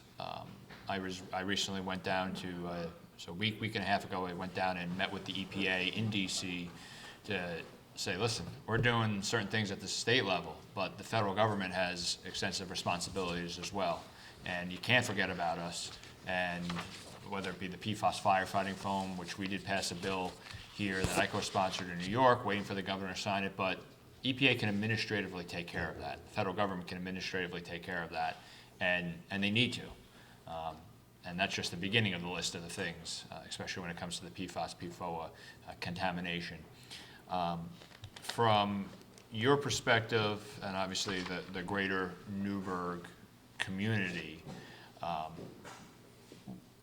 at the the onset, and we've seen it develop out, would you feel comfortable with, once that's fully remediated, going back on the water source, or? If the science can show me and the community that that is a safe drinking water, no problem at all. Because I don't want to be a tick on the New York City water supply. We have our own watershed, and if it's properly maintained and protected, we don't need to be drinking New York City's water. It's expensive too. Yes. Yeah, and what we haven't talked about tonight is, well, I guess it was alluded to earlier when someone mentioned demographics, but there's too many people to be drinking, what little water we have. The models for the climate are looking like we're gonna get drier and hotter in New York out 50 years. Sure. This is our reality, or it's our grandchildren's reality, and we have to we have to be respectful of their lives and what's going to come. So there's just too many people, and the idea of conservation is never talked about. Relying on aquifers to supply water, that's playing a dangerous game. Sure. The reason I mentioned the MCLs was that the Department of Defense and Stewart Air National Guard is going to, because the EPA standard is too high, is going to look to the state's standards as a guideline. And if we're setting our standard at 10 or 20 parts per trillion, that's not protective of human health. So that's why we're really pushing for a 1 or 2 part per trillion for the entire class. Sure. Yeah, and thank you for going down there and having that conversation with EPA. I'm sure it was illuminating. It was.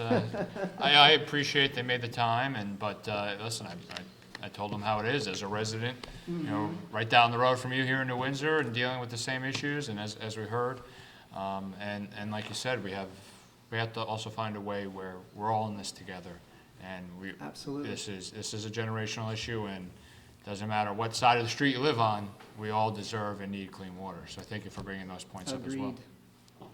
Anything? You guys? Thank you for Thank you. for Thank coming. you.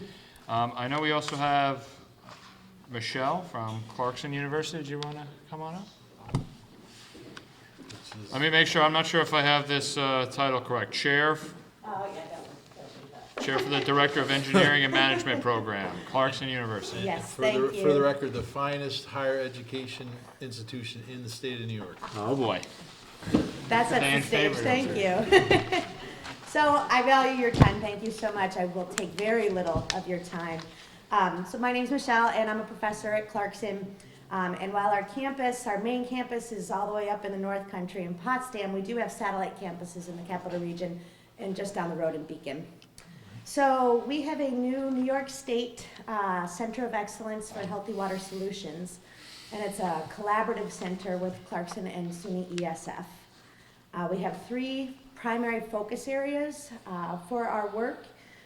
These include 1, emerging and traditional contaminants, including PFAS and harmful algal blooms, detection, analysis, and treatment of these.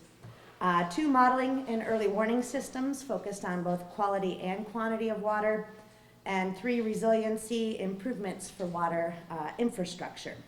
So my primary goal coming tonight was to basically hear what everybody else had to say, so we can learn from the stakeholders, learn what the concerns and needs are, and to make sure we're using those to guide our research, our technology development, our outreach, and our educational initiatives. But I also wanted to offer us up as a resource. And we can serve as a partner to your task force, to some of the other groups that we heard from tonight, and to New York State communities to help solve the challenges with both water quality and water quantity. Each of you will be receiving an invitation. We're holding a workshop on our Beacon campus, December 13th, focused on emerging contaminants. So we're hoping that you'll be able to join us for that, and you can feel free to extend that invitation as appropriate. And that's all I have this evening. Thank you. Thank you. Well, thank you so much for the invitation. Thank you so much for joining us. Thank you. And I think that I look forward to taking you up on that offer for partnership going forward. I'm sure all of us here as well. Did you have anything specific? Thanks for your efforts and leadership. Thank you so much. Thank you. So I know we're getting a little late here, and I think everyone that we had, at least by my list, pre-planned to speak has gotten a chance. But I did want to, we have a few people still left in the audience. Is there anybody who hadn't had the chance to speak yet, who would like to be part of the conversation? Come on. I got one more in the back. Somebody else raise their hand? Yeah, the red jacket. Hi, Thank just, you. I guess your name and Sure. Any affiliation you have? Of course, Go I ahead. didn't make it onto the list today. That's all right. Good evening, my name's Alicia Dean Steinler. I'm with the Nature Conservancy. And we are a science-based conservation organization. We're global, we're in all 50 states and in 70 countries. Our mission is to protect land and water for people and nature. And we just want to thank you for hosting these important forums on water quality around the state. It's fantastic. So first off, I want to talk to you about a matter of critical importance, beer. New York's craft breweries are now a multi-billion-dollar industry. During this month of Oktoberfest, most of you were probably part of the beer economy in New York. In all seriousness, without clean water, there will be no more beer. There will be no more lots of things we enjoy, like letting our puppies swim in local lakes without worrying about cyanobacteria hurting them and making them sick, like taking our grandkids fishing for trout that's safe enough to actually cook and eat, and like swimming in the ocean without worrying about sewage pollution. On Long Island, 70% of homes have been leaking untreated sewage right into the water. Outdated septic systems and leaking cesspools pollute our precious aquifers and our marine habitat. In January, voters in the towns North Babylon and Mastic approved measures to get hooked up to sewer systems. Unfortunately, nitrogen from septic systems is also a problem in the Thousand Islands and elsewhere throughout upstate New York and the state. The good news is residents with outdated septic systems across the state can get financial help to upgrade a new nitrogen septic, to upgrade to new nitrogen septic treating systems because of a rebate program that is called the Septic System Replacement, and it's a statewide rebate program. It's a $75 million program. So thank you for your support in getting that into the New York State budget, because it is making a direct impact on water quality. In recent years, you've heard the headlines about harmful algal blooms all over New York State and the US. As climate change brings warmer temperatures, we will likely see more harmful algal blooms. Key state agencies like the DEC and the DOH will need continued resources, staffing, and expertise to get ahead of that issue. The Nature Conservancy's science shows the importance of natural infrastructure. Nature can help communities by mitigating flooding and storing carbon. Wetlands and streams are critical to natural infrastructure and must be valued and funded as such. Now more than ever, New York must lead on the protection of our streams and wetlands. We must pass legislation that protects Class C streams at the same level as Class A and B streams. And we must pass legislation that further protects wetlands, even smaller parcels of wetlands. Programs like the Environmental Protection Fund, the EPF, and the Water Infrastructure Improvement Act benefit New Yorkers across the state. These water programs are critical to clean, safe, and drinkable water. These water programs are oversubscribed and must continue to be funded and enhanced. Historically, these are bipartisan issues and are supported as such, and we thank you for your past support and expect you to continue this good work. We urge you to join us in calling for a $350 million EPF in the upcoming budget cycle as a step towards a $500 million EPF by 2025. We appreciate and applaud the legislators' commitment to fund water infrastructure at $2.5 billion over 5 years, and we must ensure that the next installment of $500 million is in the 2021 budget. The Nature Conservancy looks forward to continuing to work with you on water quality, so cheers and thank you. Thank you so much. We appreciate it. And I know I'm certainly on board for the funding request efforts. And I won't speak for my colleagues, but I think that's the main goal of why we are here. And I saw some very concerned audience members when you brought up the threat to beer and beer consumption. So I think it's always important when you can bring it back to something that matters to a majority of the population. So if they didn't have if somebody, some reason, was not concerned until this point, you were able to get everyone fully concerned, especially Steve back there. He almost passed out. It's also wine in the Finger Lakes, too. You're So, absolutely beer correct. and- We have some great wine in the Finger Lakes, and right down the road, Brotherhood Winery in Washingtonville as well. We're starting a distillery in Carmel soon. Thank you. Thank you. Yeah, I have a question. Oh, yeah. Your recommendations, I know the funding, we've heard from like organizations as well for the 500 EPF ultimately. However, what are your recommendations for the infrastructure programs? For the funding? Right now, it's at 2.5. Correct, that was in the for 5 year, years, 500. right. So it's 500 a year. I mean, we want to see that at a minimum for that to stay in place. And, you know, it just depends on the need. But we've been meeting with DEC and they're stretched thin. So I think one of the, What about $1 billion? What's that? What about like $1 billion a year? Sure. That's If it's possible, let's do it. I can see. I think that one of the hidden costs, though, is staffing, and that's something that is tricky. We absolutely need more staff, and we're hearing Right. from DEC that they need more staff they've been at really low levels, and all of these emerging issues, like the emerging contaminants and the HABs, the staffing has not been proportionate to handle those issues. Yeah, what have you heard? The big thing we've seen is with the oversubscription of these infrastructure programs. That's why I say $1 billion, because it's so many more municipalities are in need of it. But with the DEC, what has been their staffing? Do you know what their staff count has been over these, say, 5 to 10 years? I don't have that number, yeah. Okay. Thanks. The EPF, it's been flat at, what, 300 million for the last couple budgets? So that we're asking Yes. for a $50 million, We're okay. asking for a 50 million bump for this coming year, and then we're looking to grow it up to 500 million in 5 years. Okay, Great. thank you. Thank you. so much. Thanks. Thank you. Yes. Oh, that was the guy.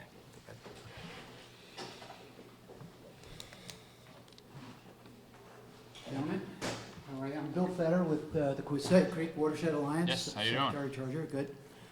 Floor is yours. We've had our fair share of exposure here tonight, and You have we some fans appreciate here. that. That's a good thing, right?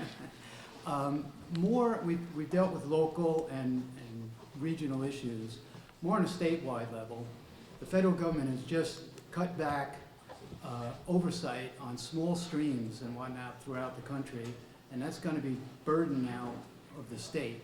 So on a statewide basis, something to take back, I think, is looking at legislation to protect these small streams, which are the meat and potatoes of what's coming out of your tap.